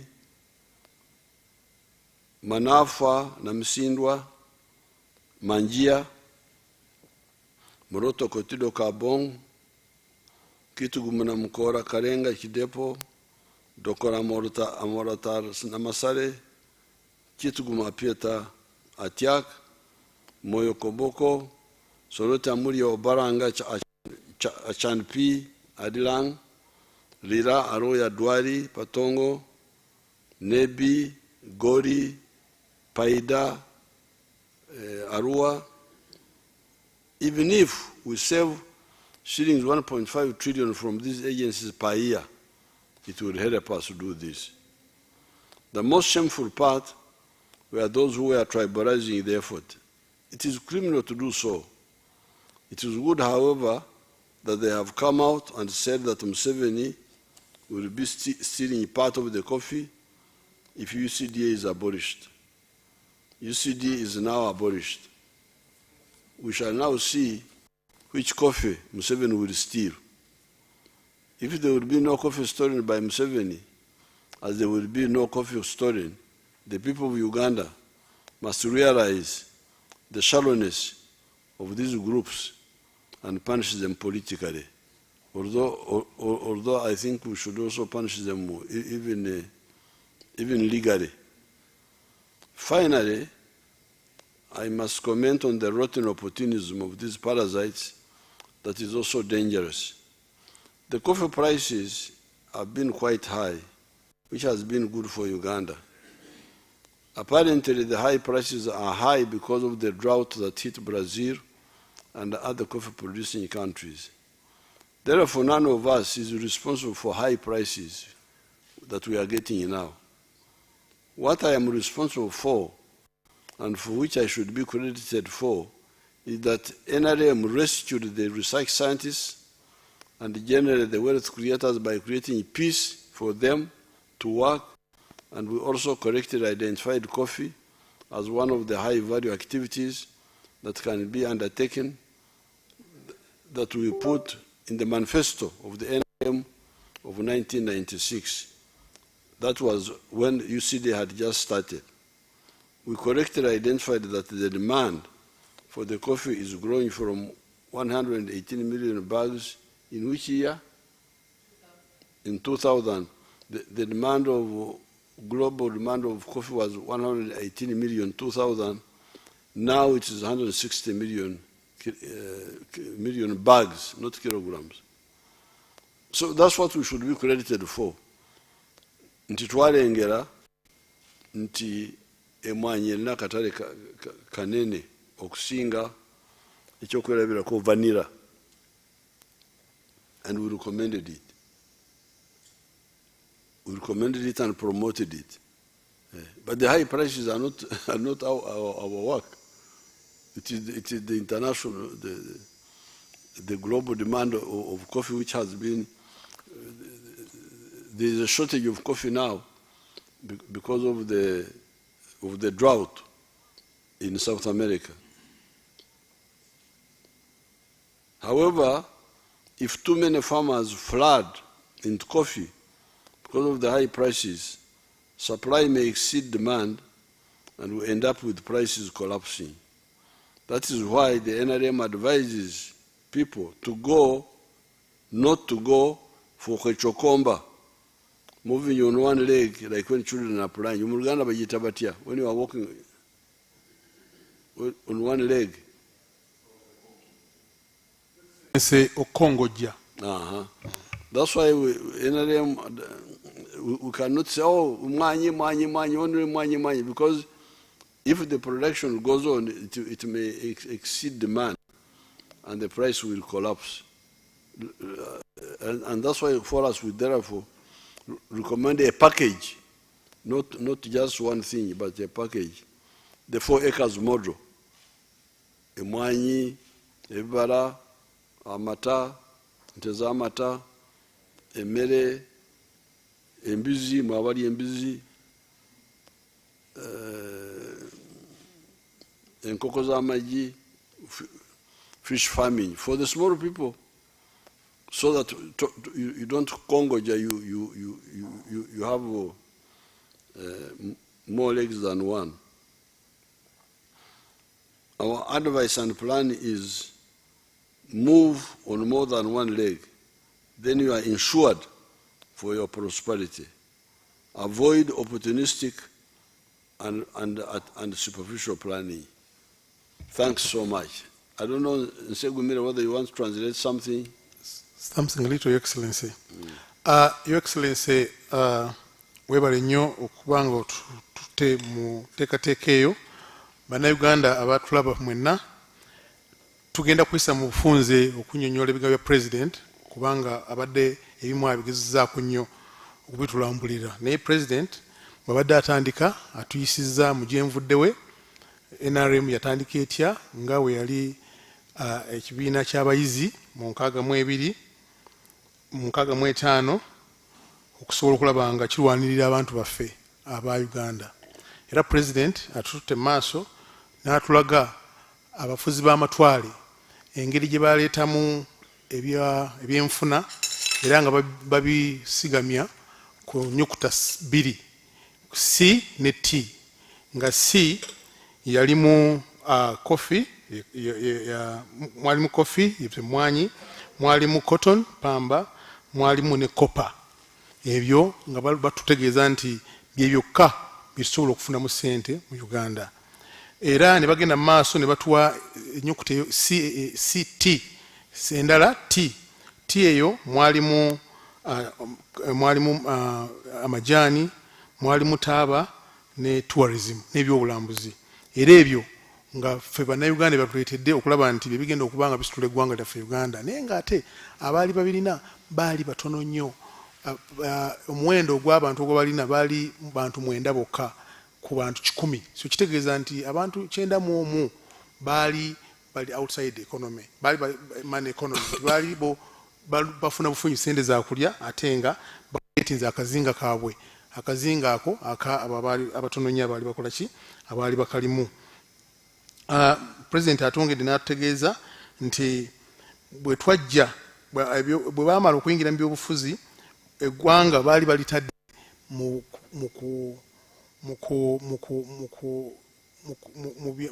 by'amadiini n'ebyamawanga, okusosolasola mu mawanga ekyali ekizibu nnyo eri eggwanga lyaffe Uganda. Naye president teyalekeraawo, yagenda mu maaso olwokuba nti yalina ebirowoozo eby'omu maaso biraba Uganda yaffe mu maaso, n'asobola okulaba nga bwe yajja mu kulembeze yasobola okulaba nga ategeeza bannayuganda nti newankubadde ebyo bikulu nnyo zenjogeddeko wammanga C ne T byali bikulu nnyo, naye tetwalinawo ebintu ebirala ebisobola okubeera nga byongera okuyamba ku economy n'enkulaakulana yaki yeggwanga, nti twali tetusaana kulima mmere yokka yakulya, naye twali tusobola okulima emmere etulya negitukola ki, negitunda esobola okubeera nga ekola ki, ng'eyimirizaawo obulamu bwaffe. President agenze mu maaso n'atulaga nga emabega yonna okuva mu 6 mu 7 mwonna mwalimu obukulembeze obwali tebukkiriza enkulaakulana na nteekateeka Uganda ogenda mu ki, ogenda mu maaso. Era atulaze nti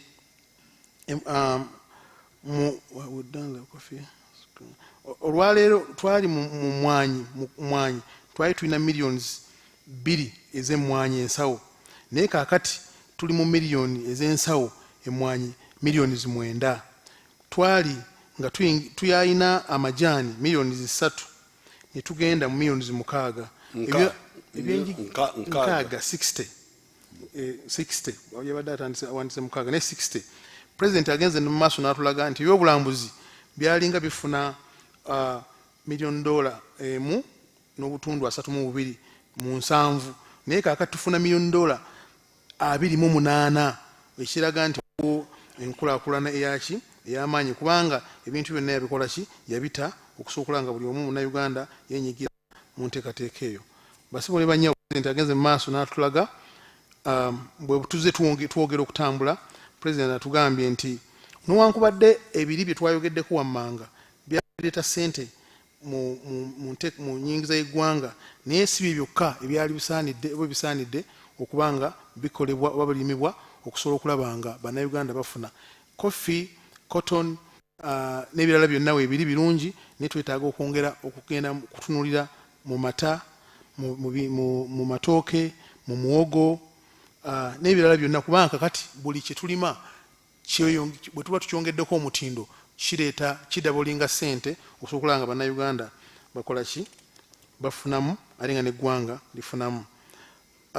Kakati olwaleero bw'otundulira amata, ente bwe bakama muvaamu amata, muvaamu yogurt, ne bagavaamu amata agalwawo, kubanga edda twalinga tumanyi nti bw'otafumba amata ago gajja kukola ki, gajja kufa. Naye kakati olwaleero omulaalo bw'amala okukama amata agateeka mu machine nebeera nga esobola okujja mu products ez'enjawulo. President njogera mpola mpola kubanga obudde bugenze. President azeemu n'atulaga nti twalina ebintu bino byonna bisobodde okweyongerako, kubanga President alese ebintu 5. Ebintu 5 ebyo byaleese mu economy mu byenfuna by'eggwanga mulimu ba scientist. Agezezaako nnyo okulaba nti ba scientist babeerawo okulaba nga abantu balina skills, bakulaba nga balina factories ez'enjawulo okukola amalagala, okukola okwasembolinga computers, okuteekawo computers n'ebirala byonna eby'omulembe. Era President n'atugamba nti kati economy yaffe mu 1986 twalina obuwumbi wa $3 3.9. Kakati olwaleero twogerera tulina obuwumbi 55.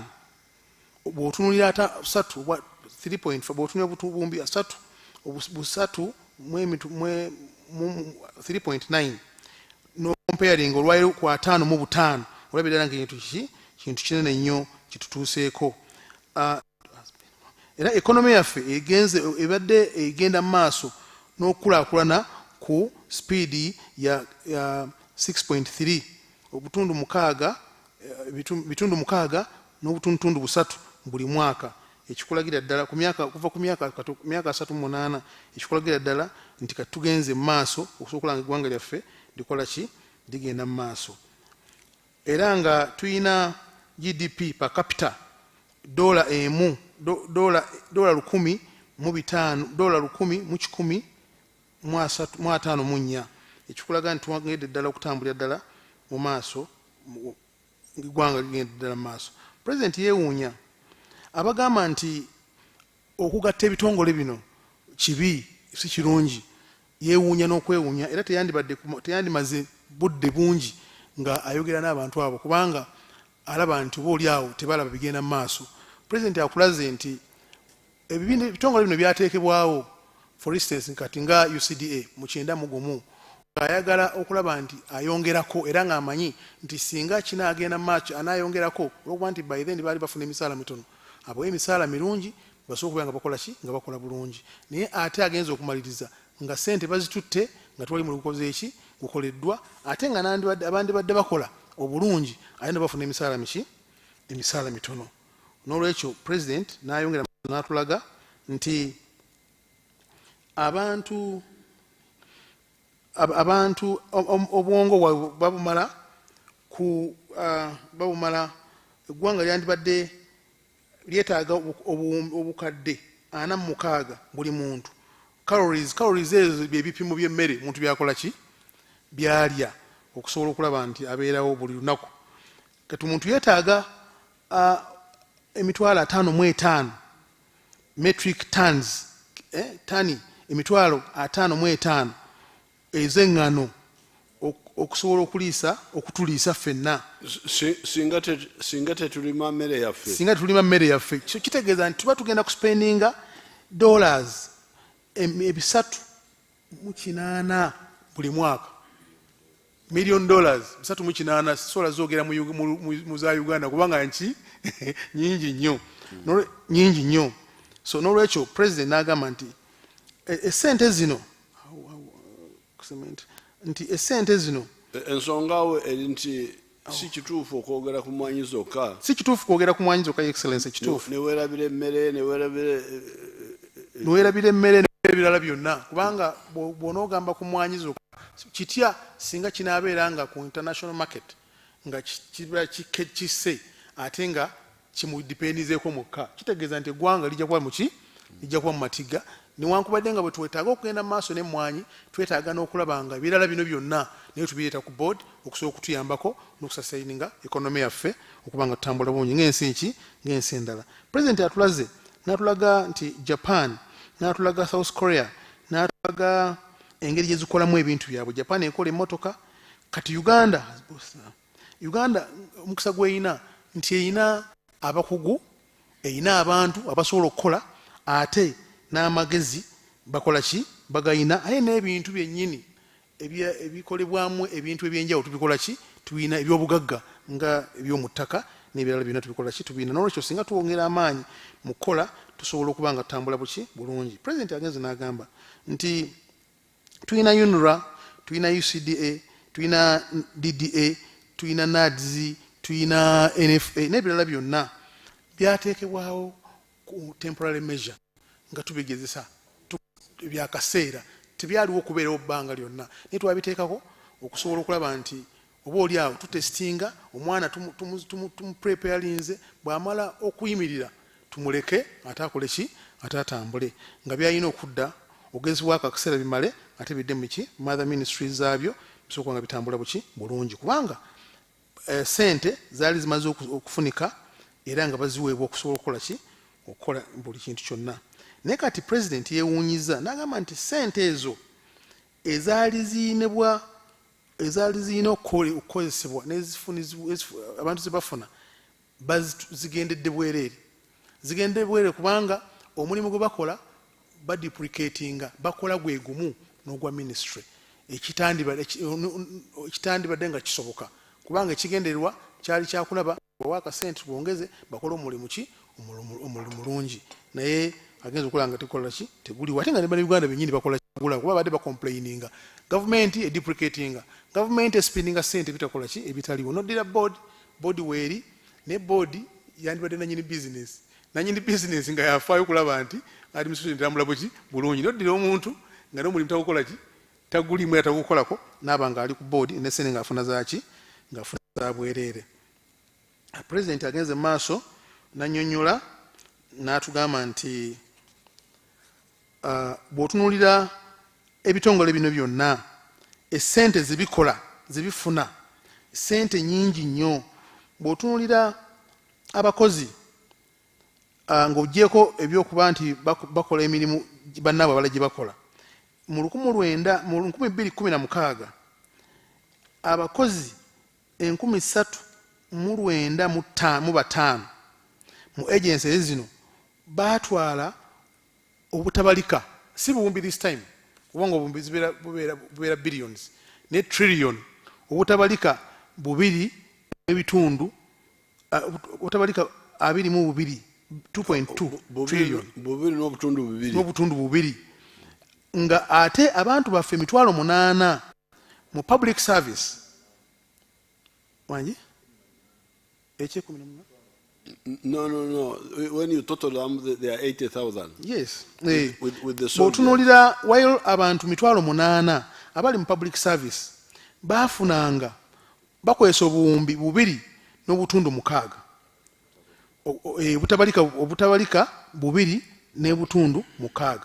Mu misaala gyabwe abantu 8,000 bafunanga obuwumbi 755 n'obutundu bubiri billions ate abantu 3,905 bafunanga obuwumbi 919 n'olaba nti almost obuwumbi 3 bwonna bugenze emitwalo giri 8 bafunye sente entono ate bali agencies zifunye sente nyingi nnyo so singo oleka obuwumbi buno 2.6 obuwumbi bubiri n'obutundu 6 ku bakozi ba gavumenti n'obongerako emisaala ku gino osobola okufuna omulimu omulungi ate nga bafuddeyo nga ne coverage ogikoze eki ogifunye nnyo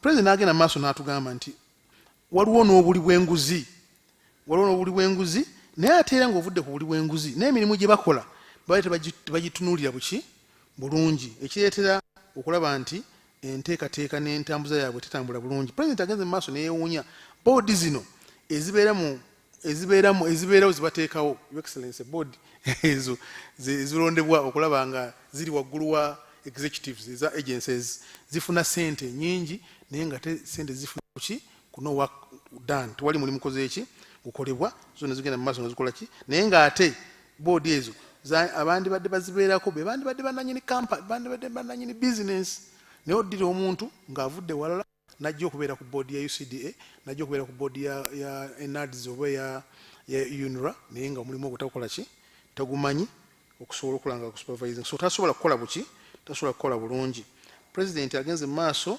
n'ategeeza nti waliwo abakulu abasobola abalina obujulizi ku nteekateeka ne ku nsonga ezo president n'atulaga abakulu ba wealth creation bajina abakulu abasirikale n'amaani atuyitira n'ababaka ba parliament ombadde Abdul Mutumba n'atulaga the whole region namba y'ekibuga greater kibuga eyino abadde n'omuntu omu ate nga neemalirira ate nga n'emirimu ajja n'aginona mu extension worker ono akola afuna esente entono ate olwo afuna nnyingi ate ono nga yamukolera omulimu president nga tugenze n'atutegeeza nti abantu ekibadde kyogerwa nti UCDA ebadde efulumya certificate egenda ku mutendera gw'ensi yonna tekibadde kituufu kubanga photo sanitary certificate eyo egabibwa si egigaba Ministry of Agriculture yegikola ki yegigaba n'olwekyo obubadde bulimba obwaddala bwennyini nga si butuufu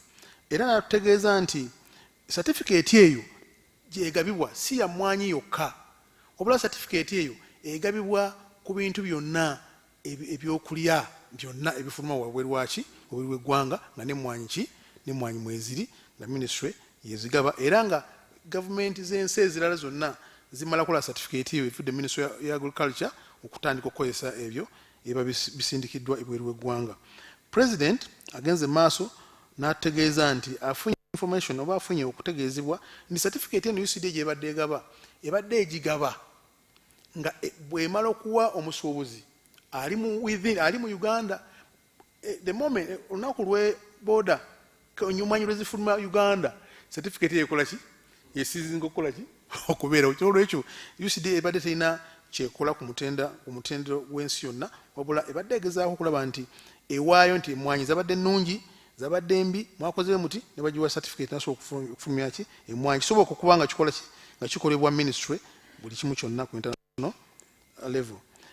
President agenze n'agamba nti ba extension workers abalimisa abali ku magombolola gaffe olw'okuba nti bali tebakola bulungi era nga tebafuna ssente bulungi this time round president akkiriza nti agenda kuwongera